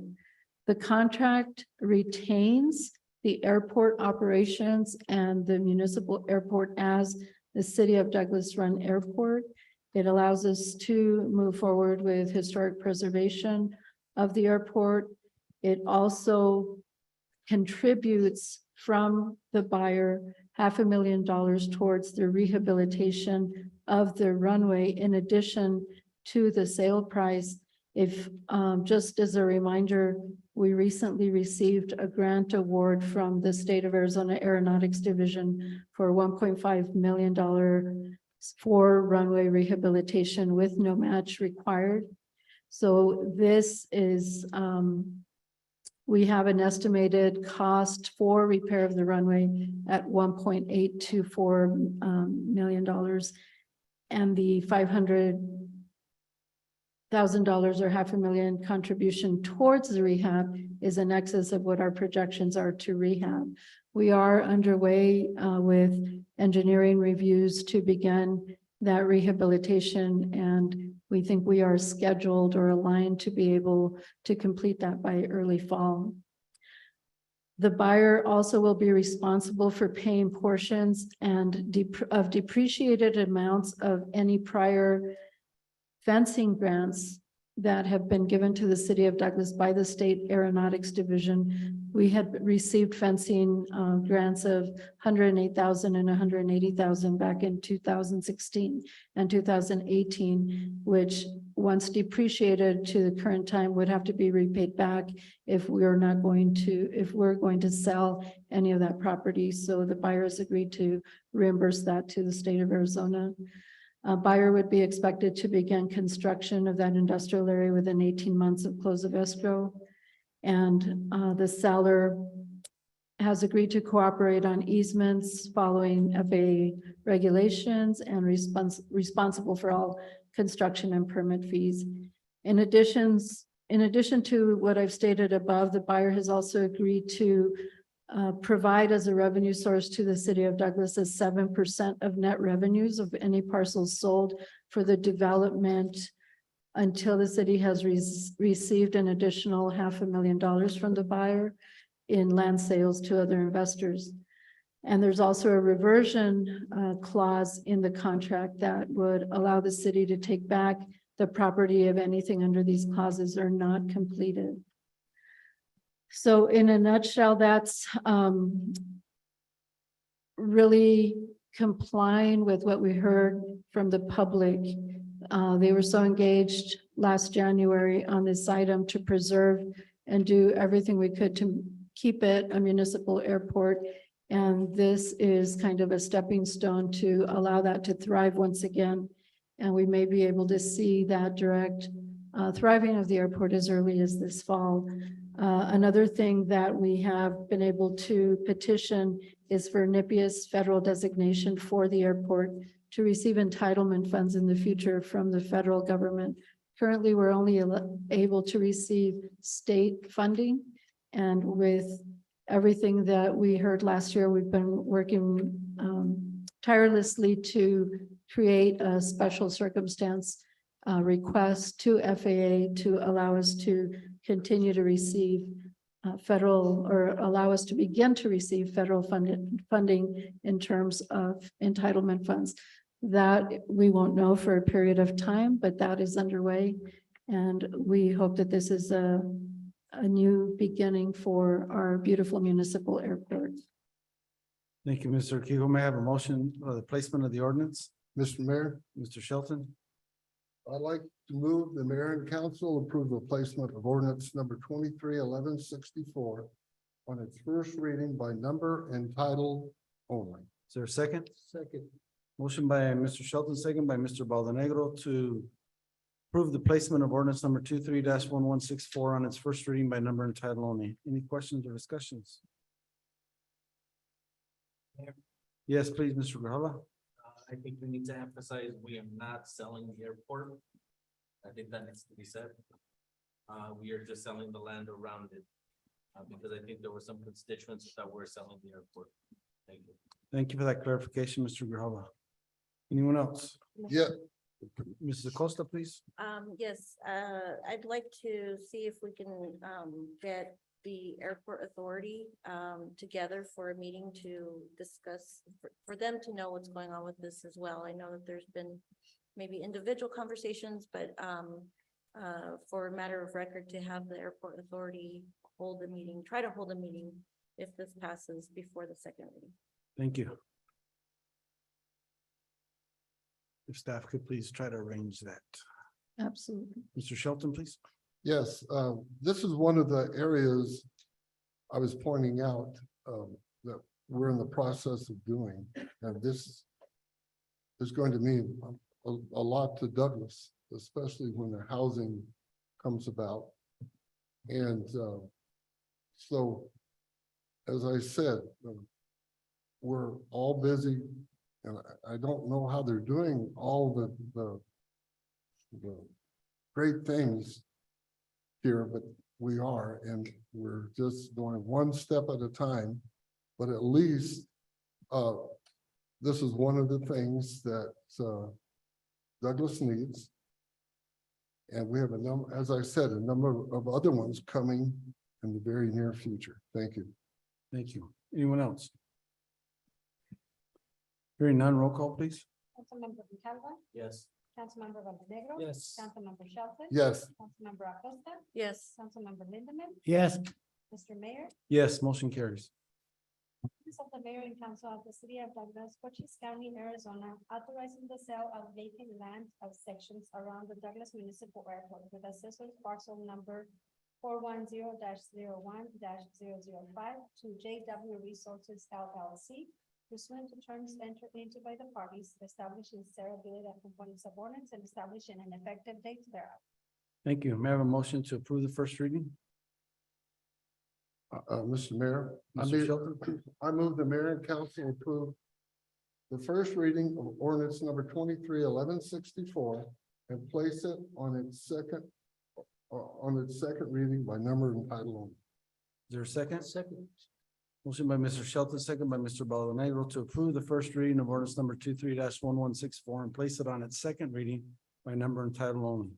Any questions or comments? Hearing none, roll call, please. Councilmember Grijalva, Yes. Councilmember Montenegro. Yes. Councilmember Shelton. Yes. Councilmember Acosta. Yes. Councilmember Lindemann. Yes. Mr. Mayor. Yes, motion carries. An ordinance of the mayor and council of the city of Las Vegas County, Arizona, authorizing the sale of vacant land of sections around the Douglas Municipal Airport with assessor's parcel number 410-01-005 to JW Resources LLC pursuant to terms entered into by the parties, establishing severability of components of ordinance and establishing an effective date thereof. Thank you very much. Just by way of information, this will be on our, the second and final reading. If passed, will be at the May regular meeting on May 10th. Item number 8D, discussion decision on first reading of ordinance number 23-1165, an ordinance of the mayor and council of the city of Douglas, Cochise County, Arizona, authorizing the sale of 5 vacant parcels of land on block 2 of Rancho La Parrilla Estates with assessor's parcel number 410-08-13505, 410-08-15204, 410-08-15-10101, 410-08-078003, and 410-08-14504 to Satao LLC pursuant to terms entered into by the parties, establishing severability of components of ordinance and establishing an effective date thereof. Mr. Kehoe, please. Thank you, Mayor, members of the council. You approved the one and only bid last month from Sethow LLC for the purchase of 5 vacant lots at Block 2 of Rancho La Peria Estates. The 5 lots are semi-improved lots with all utilities available. As background, the 5 lots were donated last year by Richard and Deborah Holman, who are no longer interested in developing the lots. We put a bid out last November and received 1 bid. The attached purchase agreement contains the standard conditions for the sale. We are moving forward with the ordinance now to initiate the sale. There was $5,000 earnest money deposit required and applied to the purchase price. The developer would like to build homes on these vacant parcels at La Peria, adding improved structures with property taxes and additional home stock available to benefit the city. Total sales price is $5,000 per lot, with a total of $25,000 for all 5 parcels. Thank you. May I have a motion for the placement of the ordinance? Mayor, Yes, Mr. Valdenegro. I move that the mayor and council approve the placement of ordinance number 23-1165 on its first reading by number and title. Is there a second? Second. Motion by Mr. Valdenegro, second by Mr. Shelton to approve the placement of ordinance number 23-1165 on its first reading by number and title only. Any questions or discussion? Mr. Shelton, please. Okay. Now, is this a building contractors that are buying this?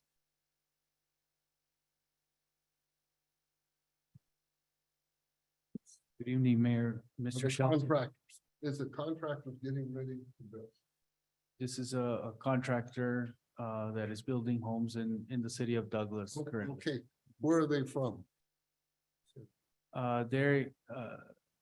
The contractor has a residence in Phoenix. I understand that they have local ties here and also employ local people from Douglas. Okay, do we have any time limit on when they might start construction? Have they said anything? Hey, we're gonna buy it and we're gonna start building homes this summer? Have they mentioned that? Councilmember Shelton, the contract does not contain any stipulations about when they should start building, sorry. And however, the contractor is currently building at Block 2, other parcels there. Okay. In the same vicinity. He has expressed urgency to get these purchased and to start developing, but there is no clause in the contract that forces a build date. I went by about 2 or 3 weeks ago. I noticed there was a new house coming up, and that's the one that's buying it. Okay, as long as people aren't going to hold on to it and then try to sell it for $20,000 a lot, in 5 years. You know, as I said, we need houses, single and double housing here. Okay. Thank you, Mr. Shelton. Anyone else? Hearing none, roll call, please. Councilmember Langston. Yes. Councilmember Acosta. Yes. Councilmember Shelton. Yes. Councilmember Valdenegro. Yes. Councilmember Grijalva. Yes. Mr. Mayor, Yes, motion carries.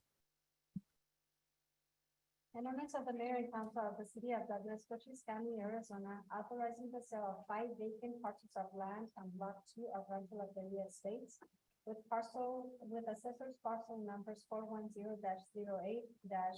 410-08-13505, 410-08-15204, 410-08-1501, 410-08-07803, and 410-08-14504 to Sato LLC pursuant to terms entered into by the parties, establishing several conformance of ordinance and establishing an effective date thereof. Thank you. May I have a motion to approve the first reading? Mayor, Yes, please, Mr. Valdenegro. I move that mayor and council approve the first reading of ordinance number 23-1165 and place it on second reading by number and title only. Is there a second? Second. Motion by Mr. Valdenegro, second by Mr. Shelton to approve the first reading of ordinance number 23-1165 and to place it on its second reading by number and title only. Any questions or comments?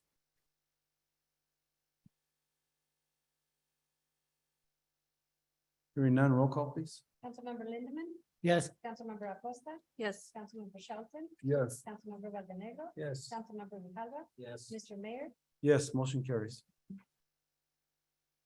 an ordinance of the mayor and council of the city of Douglas, Cochise County, Arizona, authorizing the sale of 5 vacant parcels of land on block 2 of Rancho La Feria Estates with assessors parcel numbers 410-08-13505, 410-08-15204, 410-08-15101, 410-08-07803, and 410-08-14504 to Sato LLC pursuant to terms entered into by the parties, establishing severability of components of ordinance and establishing an effective date thereof.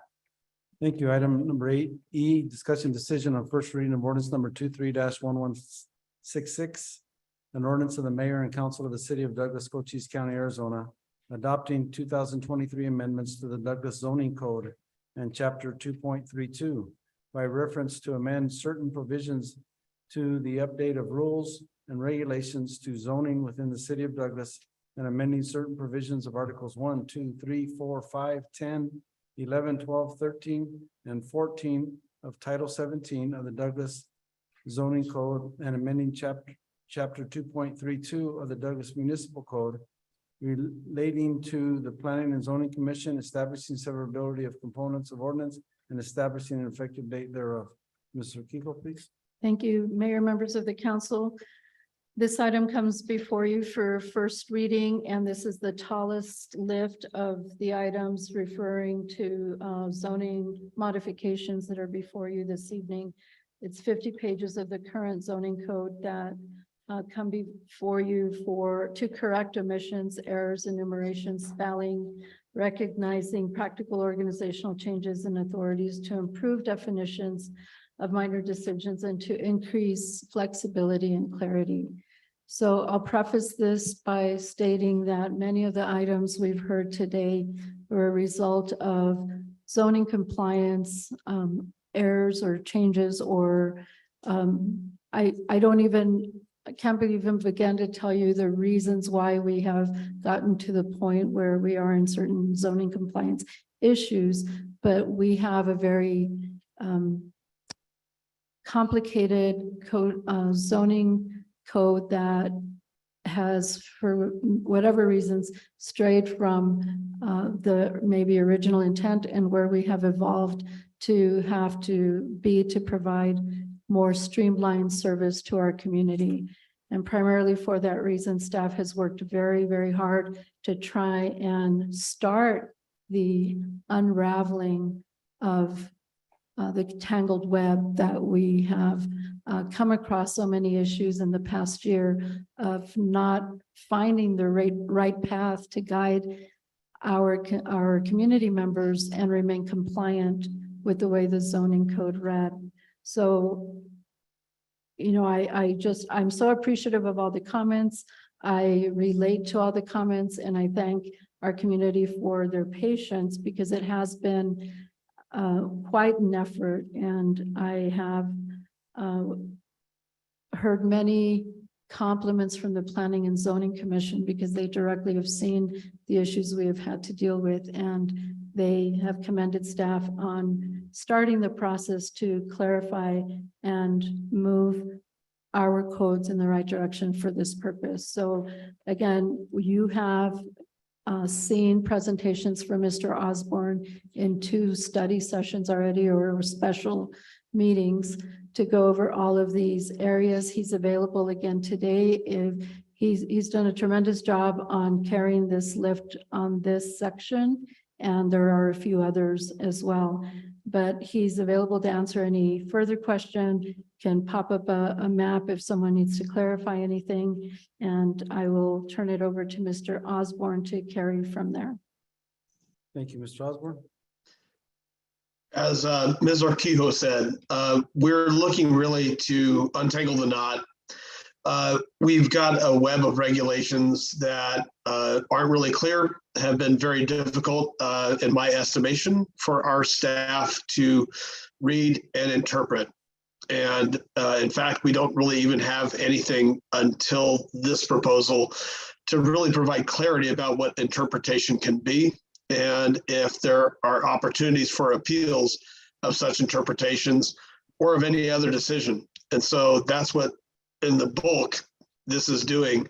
Also placing those things that are process oriented, where we already have processes laid out in like Article 3 of the zoning code, where we have general provisions. That's where we put processes, and we're removing from the Board of Adjustment, keeping all the things that relate to the Board of Adjustment membership where those belong, but for variances, those go over into general provisions as an example. But there are many other items, and I know that I've given you a lot to consider. It was a lot of work to put in, but we've heard, as Mr. Kehoe also said, we've heard from a lot of folks. They're concerned about being able to proceed with certain things, and some of these requests make a lot of sense, but our zoning code doesn't really provide us with a process until these proposals to really address those things. So if you have any questions for me, I'd be happy to answer those at this time. Thank you. May I have a motion of the placement of the ordinance? Mayor, Yes, Mr. Baldonado. I move that mayor and council approve the placement of ordinance number 23-1166 on its first reading by number and title only. Is there a second? Second. Motion by Mr. Baldonado, second by Mrs. Acosta to approve the placement of ordinance number 23-1166 on its first reading by number and title only. Any questions or discussion? Mayor, Yes, please, Mr. Lindeman. this is, I want to commend Mr. Osborne for going through this and starting the process, but as you can see, it's quite involved. And I propose that we have another study session so that we can have a roundtable discussion so we all fully understand, and of course, that we can know what the planning and zoning did on each and every one of these items. And so I think that before we move forward, or, we can move forward tonight, but since it's an ordinance with multiple readings, I propose that we plan a study session to go through this with due diligence. Thank you, Mr. Lindeman. Mrs. Acosta. Yes, I will agree with Mr. Lindeman. It is a lot of changes to be, I know that we're trying to be efficient in the changes that we need to make, but at the same time, we should really understand what these changes mean. The other thing is, I think it goes back to some of my previous comments on, we also need not just these changes, but more staff to address the permitting process. From what I understand, it's very slow, and we just can't have that if we really want our community to grow and to attract investors and people that want to build in Douglas.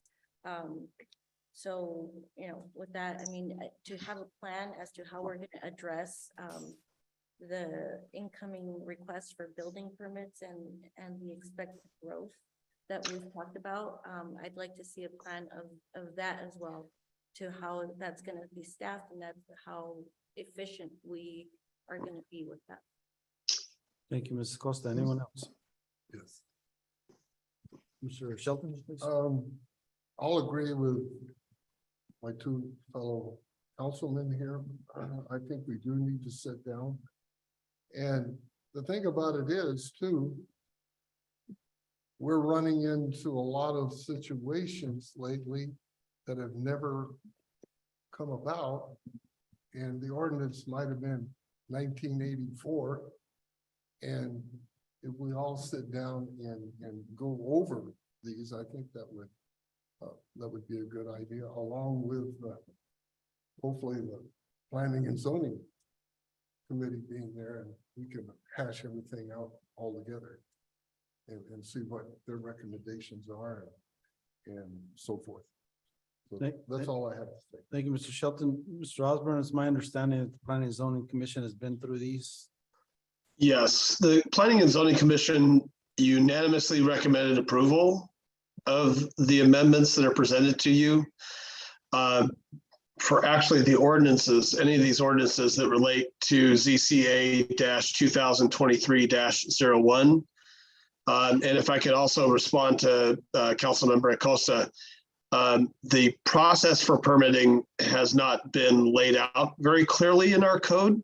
And these amendments actually include how that is laid out very clearly about the expectations for permitting. And so that's one of the things that we are actually looking to incorporate as soon as possible so that we can increase our efficiency and also provide clarity for our applicants so they understand exactly what is expected of them. Which again, it really ties into the building code that we've adopted as well. Just again, to sort of make sure that everything is working together.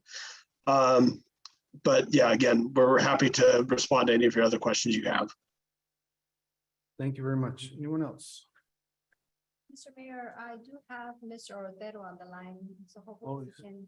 Sure. This will be an item that you would like to address. Perfect. Mr. Otero, please.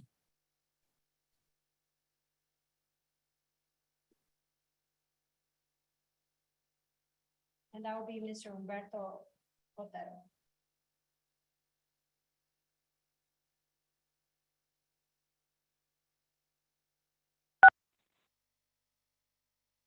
Mr. Otero? Can you guys hear me? Yes. Yes. Thank you, Mayor and Council.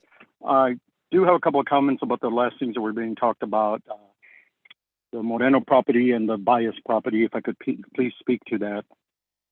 I'm not too sure why the city council is on that right now. Moreno's already been allowed to build a home there. He has another couple of pads being laid to build homes, and yet I don't know, the city allowed or gave him permits in error. Also the Bias property over on San Antonio, there is some pads down there also. So here we're going again in the same problems that we've always had is the city issues these permits, not even knowing what the zoning is. The same thing happened over in on the airport road on 15th Street. Permits were given for 3 houses to be built on 2 lots that was zoned for that. I just think that instead of just trying to change the zoning, we need to look at what the problem is, and we need to take inventory in the office that does this, and maybe start handing down some discipline, or maybe correct it some way or another. But this is happening too often. What I understand, there's probably another 10 properties that are going to be coming up with the same issues. And talking about this, I was going to talk about that overlay if I possibly can. Please. On the overlay project. Hello? Yes, Mr. Otero, please continue.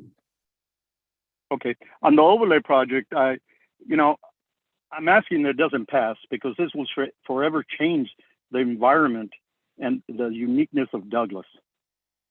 People don't want to live crowded next to their neighbors. residents chose to live in single-family areas, don't want to live next to neighbors that have guest homes or property right next to their property. I don't understand that.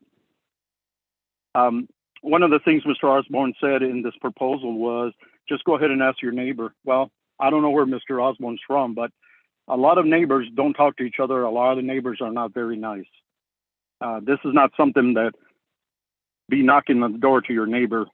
I know in my neighborhood, my neighbors won't even clean up the trash in their yards, much less comply with any of this.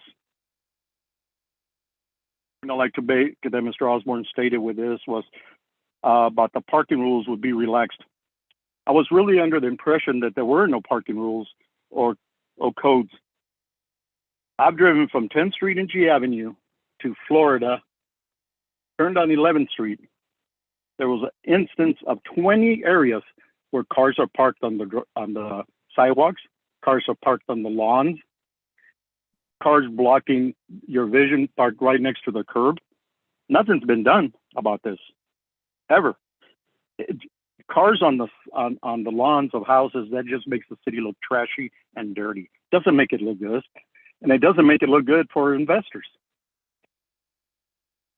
You know, with all the other thing I have is with a new overlay, all national, Mr. Osborne stated, all state building codes will be followed, and many residents, I think many residents of Douglas don't have the confidence in code enforcement that will be done.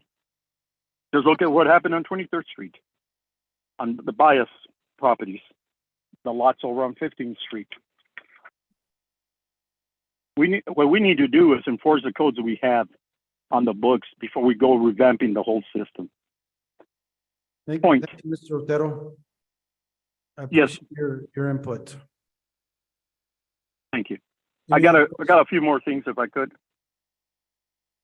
I'm sorry, Mr. Sir? Otero. Got a few more things if I could, please continue. Please continue. On August 25th of 2021, the city council passed ordinance 21-1136. It was a request from court enforcement that they stated they would give them the ability to mail letters, citations, or property owners that do not live in Douglas. At present time, the code enforcement had to hand deliver citations and letters. To correct any violations with a new ordinance, code enforcement would have the ability to get the property owners to clean up their properties with this new ordinance. I did a public records request on ordinance number 21-1136 from August 25th, 2021 to July 11th, 2022, almost a year. For any letter, citations, warnings, almost 1 year later, nothing happened. You know, there's plenty of properties that need to be cited. But again, we put a new law in the books. Nothing was done with the old one. Nothing's being done with the new one. 2 houses in my neighborhood. One house was bought by a flipper. The house was rebuilt from the ground up. It was plumbing, electrical, roof, AC. Okay, I did public records request. No permits were ever pulled.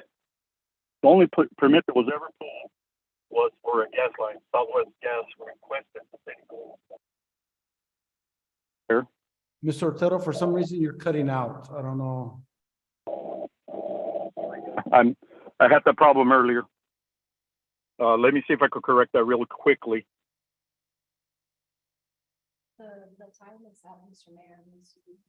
Okay, maybe this will be better. Hopefully this is better. I'll continue. On these 2 properties, like I said, the city inspector came and inspected the gas line. There were contractors working on the property. Never were asked if they had permits. Never asked if anything. They didn't make them stop the job. They continued.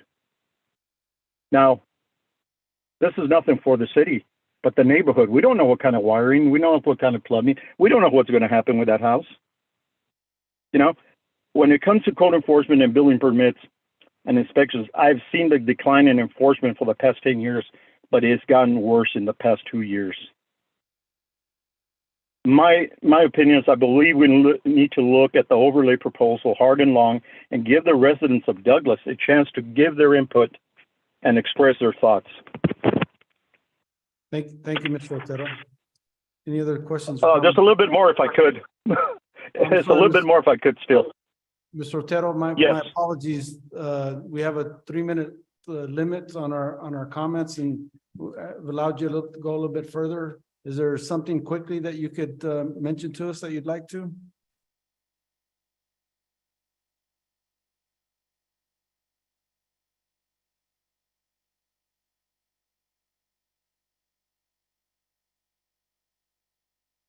Can you hear me? Yes, if you could just briefly. Yeah, it's going to be really quick. One last thing I'd like to say is approximately a year ago, I emailed one of the persons on the city council, requested a meeting to discuss a few things that I had in my mind. My email contained all of the contact information. To this day, I have not received a response. 3 months ago, I did the same thing with my city council person. Still have not received anything. Like one of the comments I'm going to make is perhaps if I would have said I was an investor, would like to buy property, I would have had a different outcome to my email. And I just want to tell the city council that Douglas does consist more than G Avenue. It would be nice for once from the city council that they would be more resident friendly. Perhaps the city council could walk or drive around residential areas, not just G Avenue. Mayor and council, thank you very much for letting me speak. Thank you, Mr. Otero. Have a good evening. Anyone Thank you. else from the council? Hearing none, roll call, please. Councilmember Lindemann, Yes. Councilmember Acosta. Yes. Councilmember Shelton. Yes. Councilmember Valdenegro, Yes. Councilmember Grijalva. Yes. Mr. Mayor, Yes, motion carries. an ordinance of the mayor and council of the city of Douglas, Purchase County, Arizona, adopting 2023 amendments to the Douglas zoning code in chapter 2.32 by reference to amend certain provisions to update of rules and regulations to zoning within the city of Douglas and amending certain provisions of articles 1, 2, 3, 4, 5, 10, 11, 12, 13, and 14 of title 17 of the Douglas zoning code and amending chapter 2.32 of the Douglas municipal code relating to the planning and zoning commission. Establishes severability of components of ordinance and establishing an effective date thereof. Thank you. May I have a motion to approve the first reading of the ordinance? Mayor, Yes, Mr. Valdenegro. I move the mayor and council approve the first reading of ordinance number 23-1166 and place it on second reading by number and title. Is there a second? Second. Motion by Mr. Valdenegro, second by Mrs. Acosta to approve the first reading of ordinance number 23-1166 and to place it on second reading by number and title only. Any other questions or comments? Mayor, Yes, please, Mr. Benny. are we able to schedule a work study, you think? Yes, Maybe next, if we could put it on for 2 weeks, yeah, that'd be and wonderful. then we'll move this back in May. Thank We'll you. have this back, come back in May. Any other questions or comments? Hearing none, roll call, please.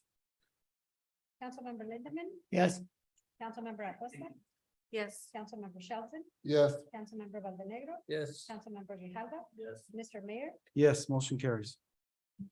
an ordinance of the mayor and council of the city of Douglas, Cochise County, Arizona, adopting 2023 amendments to the Douglas zoning code and chapter 2.32 by reference to amend certain provisions to update of rules and regulations to zoning within the city of Douglas and amending certain provisions of articles 1, 2, 3, 4, 5, 10, 11, 12, 13, 14 of title 17 of the Douglas zoning code and amending chapter 2.32 of the Douglas municipal code relating to planning and zoning commission.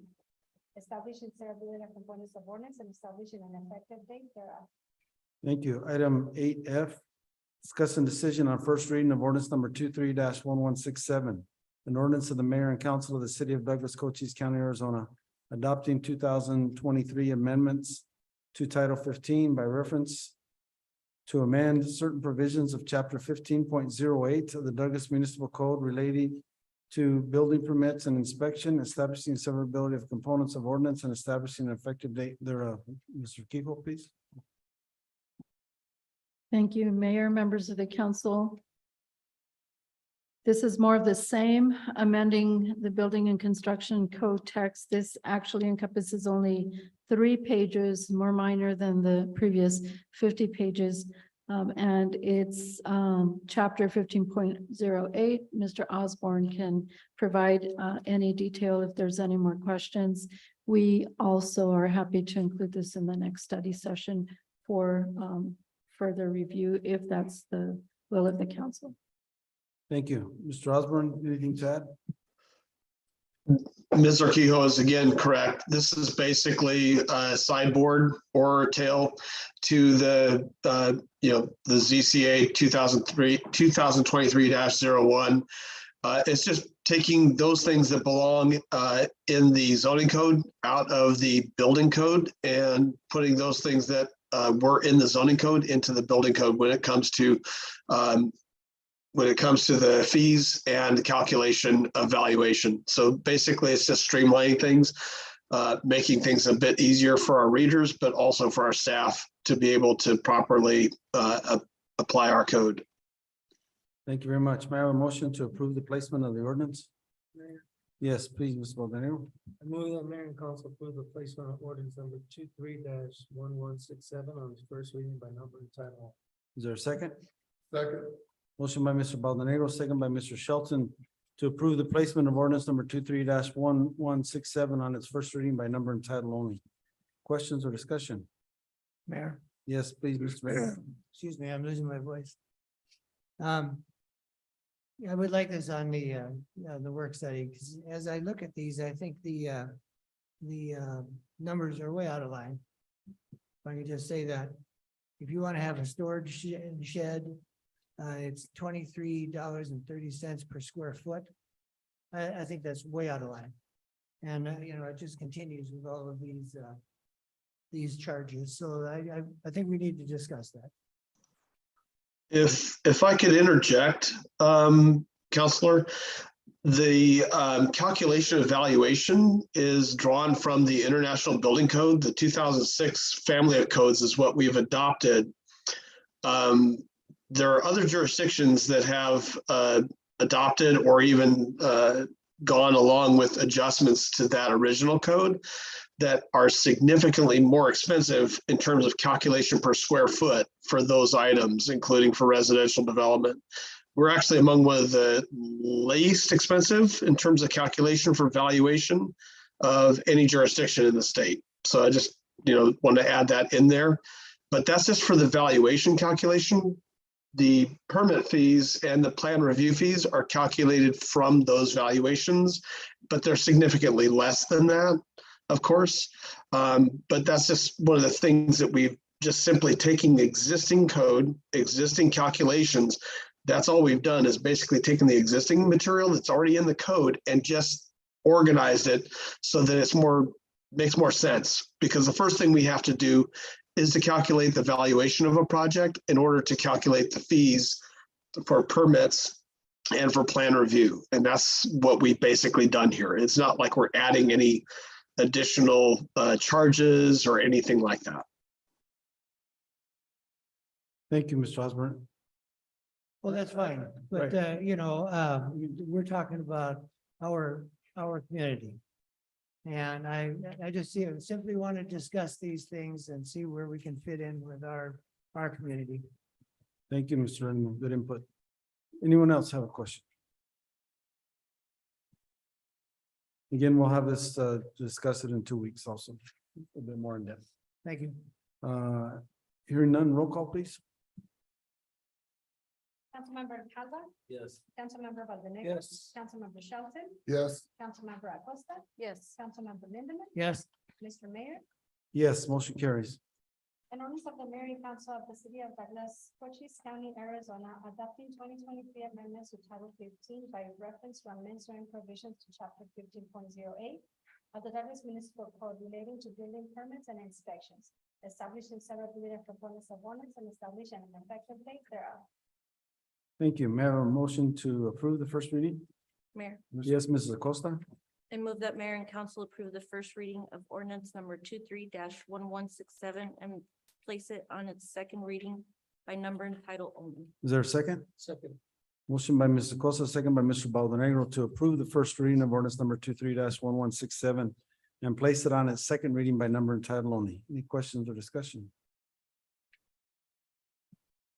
Hearing none, roll call, please. Councilmember Hubble. Yes. Councilmember Baldonegro. Yes. Councilmember Shelton. Yes. Councilmember Acosta. Yes. Councilmember Lindemann. Yes. Mr. Mayor. Yes, motion carries. An ordinance of the mayor and council of the city of Douglas, Cochise County, Arizona, adopting 2023 amendments to Title 15 by reference to amendments or provisions of Chapter 15.08 of the Douglas Municipal Code relating to building permits and inspections, establishing severability of components of ordinance and establishing an effective date thereof. Thank you. And I'd like to indulge the public's for, if you allow us a 5 to 7 minute break at this time. I know we've been here for a while, since 5 o'clock, so we could take a short break, 5 to 7 minutes. We'll reconvene.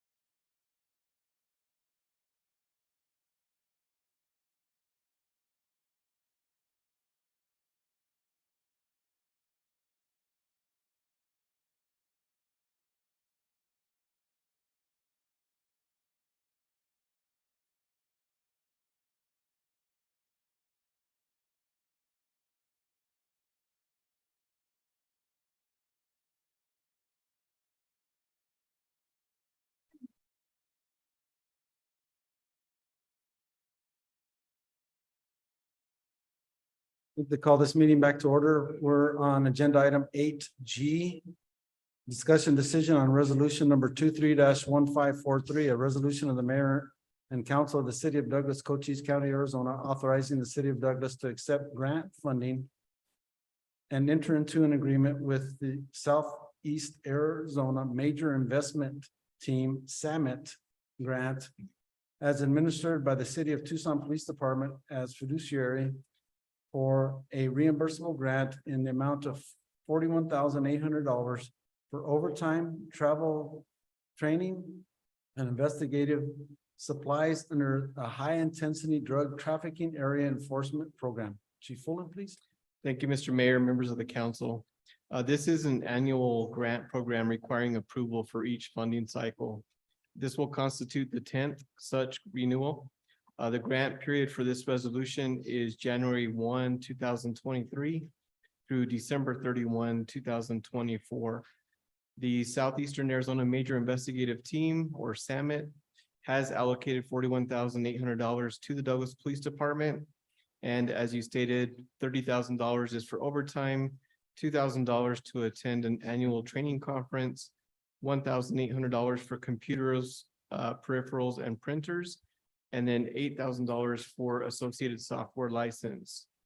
SAMIT is comprised of several surrounding law enforcement agencies, including DEA, Cochise County Sheriff's Department, Arizona Department of Public Safety, Bisbee Police Department, Douglas Police Department, Arizona Attorney General's Office, and the Cochise County Attorney's Office. Staff is recommending approval. Thank you, Chief Fullen. May I have a motion to approve the resolution? Mr. Mayor, Yes, Mr. Valdenegro, please. I move that the mayor and council approve resolution number 23-1543. Is there a second? Second. Motion by Mr. Valdenegro, second by Mr. Grijalva to approve resolution number 23-1543. Any questions or comments? Mr. Shelton, did you have one? yeah, yes, this, thank you, or whoever wrote the grant, and this is money that I know will be well spent. Thank you. Thank you. Thank you. Any other questions, or comments? Hearing none, roll call, please. Councilmember Lindemann, Yes. Councilmember Acosta, Yes. Councilmember Shelton, Yes, Councilmember Valdenegro, Yes. Councilmember Grijalva, Mr. Mayor, Yes, motion carries. Item number 8H, resolution number 23-1544, a resolution of the mayor and council of the city of Douglas, Cochise County, Arizona, declaring as a public record that certain document filed with the city clerk and entitled 2023 amendments to the Douglas zoning code in chapter 2.32 relating to the update of rules and regulations relating to zoning within the city of Douglas and amending certain provisions of articles 1, 2, 3, 4, 5, 10, 11, 12, 13, and 14 of Title 17, the Douglas zoning code, and amending chapter 2.32 of the Douglas Municipal Code relating to the Planning and Zoning Commission. Mr. Kiko, please. Thank you, Mayor, members of the council. This resolution is coincides with the first reading of ordinance number 23-1166, and it is intended to summarize it for public record purposes as we are required to publish, and rather than going through a 50-page publication, legal has guided us to be able to produce these summary forms of the ordinances through a resolution for to meet the obligations of our publication requirements. Thank you. May I have a motion to approve the resolution? Mr. Mayor, Yes, Mr. Shelton. I move the mayor and council approve resolution number 23-1545. Is there a second? 44. 44. 44. Thank you. Second. Motion by Mr. Shelton, second by Mr. Valdenegro to approve resolution number 23-1544. Any questions or comments? Does this, I have one, does this get tied to the ordinance? Should the ordinance not pass for some reason? Does this go away, or how does that work? Or is this just? Mr. Mayor, I can take that question. This simply, state of Arizona allows us, when we're dealing with lengthy code provisions, to put everybody on notice, and that's what you're doing with this resolution, is that those zoning changes will be available to them. We're telling them in the resolution where they can find the actual resolution with the changes. And so all we're trying to do tonight is declare, you'll see it in H and I tonight, declare these two items a public record, give the citizens an opportunity to go view them. But if for some reason the zoning ordinance aren't passed, then this would go away because they weren't approved. Thank you very much. Any other questions or comments? Hearing none, roll call, please. Councilmember Lindemann, Yes. Councilmember Acosta, Yes. Councilmember Shelton, Yes. Councilmember Valdenegro. Yes. Councilmember Grijalva, Yes. Mr. Mayor, Yes, motion carries. Item number 8I, resolution number 23-1545, a resolution of the mayor and council of the city of Douglas, Cochise County, Arizona, declaring as a public record that certain document filed with the city clerk and entitled 2023 amendments to Title 15 relating to building permits and inspection fees and amending certain provisions of chapter 15.08 of the Douglas Municipal Code. Mr. Kehoe? Mayor, members of the council, again, the same concept. Resolution number 23-1545 is aligns respectively with ordinance 23-1167 for the same reasons as shared by Mr. Fitzgibbons, to declare this as a public record and that certain document be filed with the city clerk and be able to meet those obligations for publication purposes. Thank you. May I have a motion to approve the resolution? Mayor, Yes, Mr. Valdenegro. I move that the mayor and council approve resolution number 23-1545. Is there a second? Second. Motion by Mr. Valdenegro, second by Mr. Shelton to approve resolution number 23-1545. Any questions or comments? Hearing none, roll call, please. Councilmember Grijalva, Yes. Councilmember Valdenegro. Yes. Councilmember Shelton. Yes. Councilmember Acosta. Yes. Councilmember Lindemann, Yes. Mr. Mayor, Yes, motion carries. Addendum item 1. Discussion decision on approval of resolution number 23-1546. A resolution of the mayor and council of the city of Douglas, Cochise County, Arizona, authorizing the execution of a revised intergovernmental agreement between the city of Douglas and Cochise County for the joint exercise of their powers in providing water services at the Bisbee Douglas International Airport in Cochise County, Arizona. Ms. Moore, please. Hi, Mayor, members of the council. This is just a revision to an existing IGA. It'll allow us to increase our fees to cover costs, and it also better clarifies what the job duties are. We do help Cochise County with our certified water technician for the Bisbee Douglas International Airport well area, plus their services to the prison. And I'll take any questions that you might have. Thank you. May I have a motion to approve the resolution? Mayor, Yes, Mr. Valdenegro. I move that mayor and council approve resolution number 23-1546. Is there a second? Second. Motion by Mr. Valdenegro, second by Mrs. Acosta to approve resolution number 23-1546. Any questions or comments?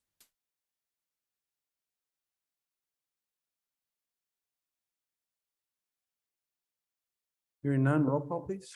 Councilmember Grijalva, Yes. Councilmember Valdenegro. Yes. Councilmember Shelton. Yes. Councilmember Acosta, Yes. Councilmember Lindemann, Yes. Mr. Mayor, Yes, motion carries. Addendum item I. Approval of addendum to existing inspection services agreement between Cochise County and the Arizona Department of Housing in support of the local jurisdiction identified as the city of Douglas to enforce installation standards. Ms. Gonzalez, please. Good evening, Mr. Mayor, members of the council. Currently, Cochise County is the local enforcement authority with the Arizona Department of Housing to enforce installation standards of quality and safety for manufactured homes, factory-built buildings, and mobile homes. They have been conducting these inspections in our jurisdiction and countywide for decades. This is just to formalize that process with them. Thank you. May I have a motion to approve? Mayor, Yes, Mr. Valdenegro, I please. move that the mayor and council approve the addendum to existing inspection services agreement to enforce installation standards for manufactured home, factory built buildings and mobile homes. Is there a second? Second. Motion by Mr. Valdenegro, second by Mrs. Costa to approve the addendum as explained.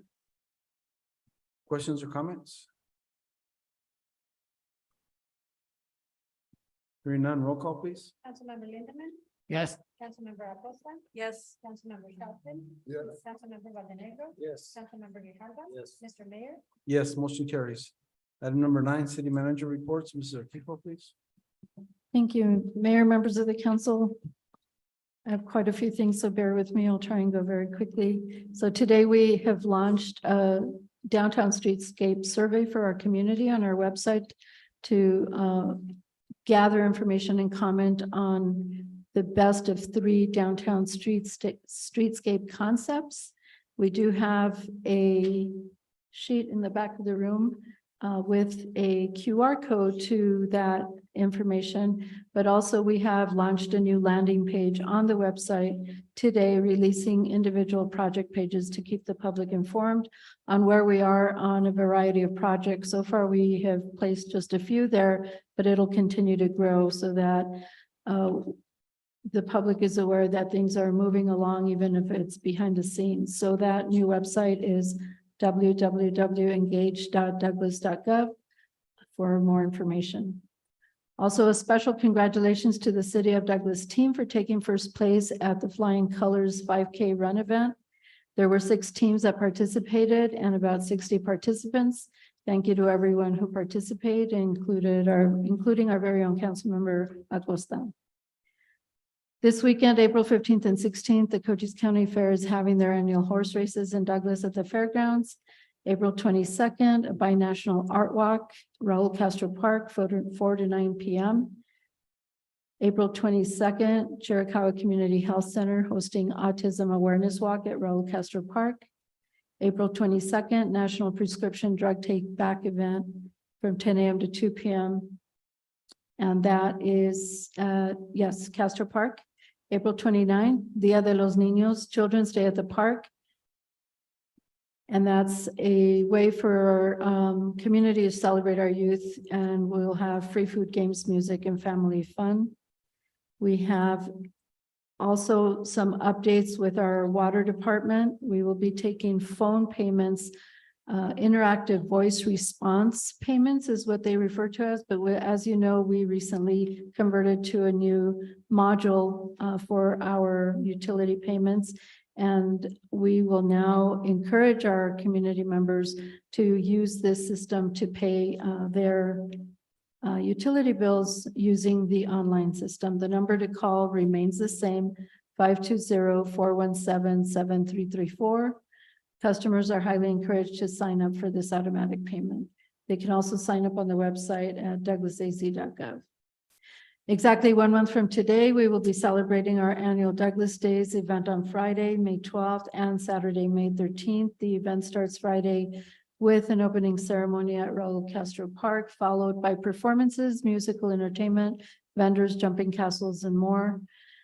We kick off Saturday with our Douglas Days Parade, Bed Races Variety Show. And new this year, we have stagecoach rides, salsa showdown contest, michelada contest, La Sonora Dinamita in the final performance of the night. Council was provided with this flyer and the event schedule. The event schedule is and details will be released to the public this week. And I just want to remind everyone that we are hosting a family reunion of the Douglas family that are from our original founding father, James Douglas, here in our community. They are returning to Douglas, and I believe we expect over 25 members from that family. Also, our draft CDBG for fiscal year 2023 action plan is available on the city website for comments through May 10th.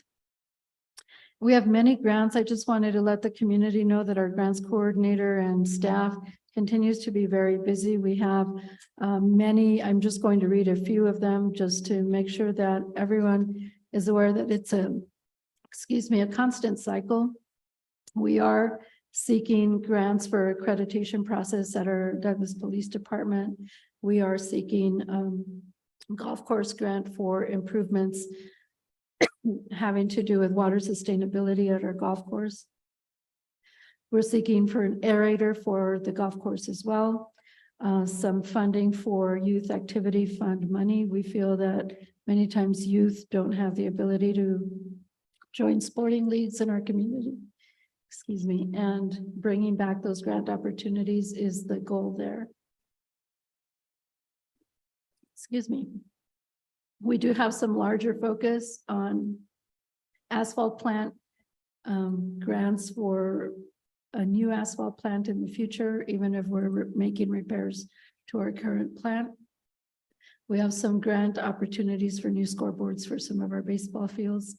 And the list goes on. I just wanted to provide a little summary of what some of that work that we're doing on many of the areas that coincide with council priorities.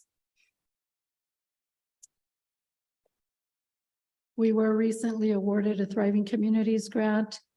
This is more of a technical assistance program that we were awarded. It doesn't come with an actual number. It's just a commitment to provide us technical assistance for some of our larger grant opportunities. So we have to always be shovel ready and grant ready for some of our larger areas, and this grant through the Thriving Communities program will assist us in preparing one of our larger main items to that. So we are scheduled for more guidance, and a webinar is scheduled for April 25th to walk us through that program.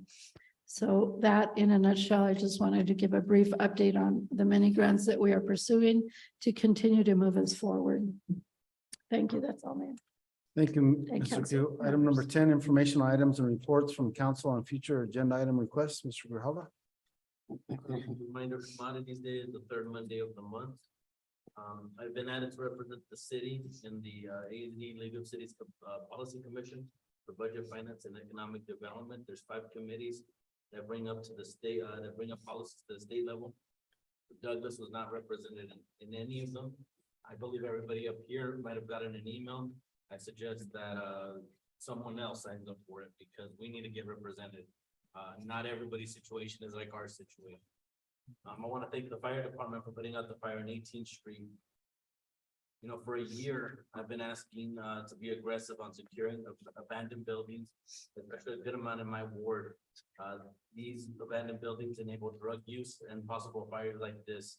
And I've gotten the same answer that we're working on a process with the attorneys. I think council needs an update on that process. We need to be more proud of our community and to help out with that. I'd also, I think council should have a report on code enforcement. Not code enforcement, the call-ins that we get that then we go out there. I think we need code enforcement, a report on what code enforcement sees. We need code enforcement out in the streets. Like it was said, there's cars parked in front lawns where they're not supposed to be, on the sidewalks when they're not supposed to, because there's plenty of times I've been walking to the gym where I have to go out on the street. Now I can do it, but if somebody's in a wheelchair or so, you know, they can't walk well, they need to go out on the street. That's a possible liability and danger. And I'd also like to request, I think it was mentioned that we're gonna put Mr. Moreno's ordinance on the study session. I'd like that to, I'd like to request that it be on emergency so we can negate the 30 days after that, so he can start working on it and get some well-needed housing. Thank you. Thank you, Mr. Grijalva. Anyone else? Yes, Mr. Shelton, please. I'd like to talk to the council and say that divided, we will fail or we'll fall. And having teamwork, we will be successful in many of the areas that the staff, the mayor, the council have been working toward. And once again, I'm going to repeat some of these Anna just said, but getting us a new store, the Food City was, working on the airport with the runway, the museum, and then selling it, those acreages where people can come in and give us housing and a real neat thing that Douglas can be proud of. Also, the museum, updating it. And then downtown revitalization. Working on the port of entry. And then we're going to be trying to annex more areas around here. Improve the golf course and the RV park. And then once again, after the Bayless building, after their contracts up, getting some more people in that building to make it viable. So that's what I'd like to say. Thank you. Thank you, Mr. Shelton. Anyone else? Mayor. Yes, please, Mrs. Cota. Yes, I'd like to thank everybody involved in our first Energize Douglas event. That was a collaboration of a lot of community members and getting our downtown area some much needed energy down there. So next event is scheduled for April 28th. I'd like to thank Freeport McMoran who responded to a letter requesting sponsorship. They're the only ones to have responded so far, other than APF. But Freeport with a commitment towards that event, and anybody interested, please contact our city clerk. And I'd also like to thank Mr. Valdenegro. He was there for our first one, and I hope to see the rest of the council throughout the remaining events, hopefully down the road. Thank you. Thank you, Mrs. Acosta. Anyone else? Hearing none. Item number 11, adjournment. May I have a motion to adjourn? Make a motion, we adjourn. Is there a second? Second. Motion by Mr. Shelton, second by Mrs. Acosta to adjourn. All in favor signify by saying aye. Aye. Any opposed, nay? The ayes have it. We stand adjourned at 8:22. Dennis, thank you. All right, good night, everyone. Have a good evening.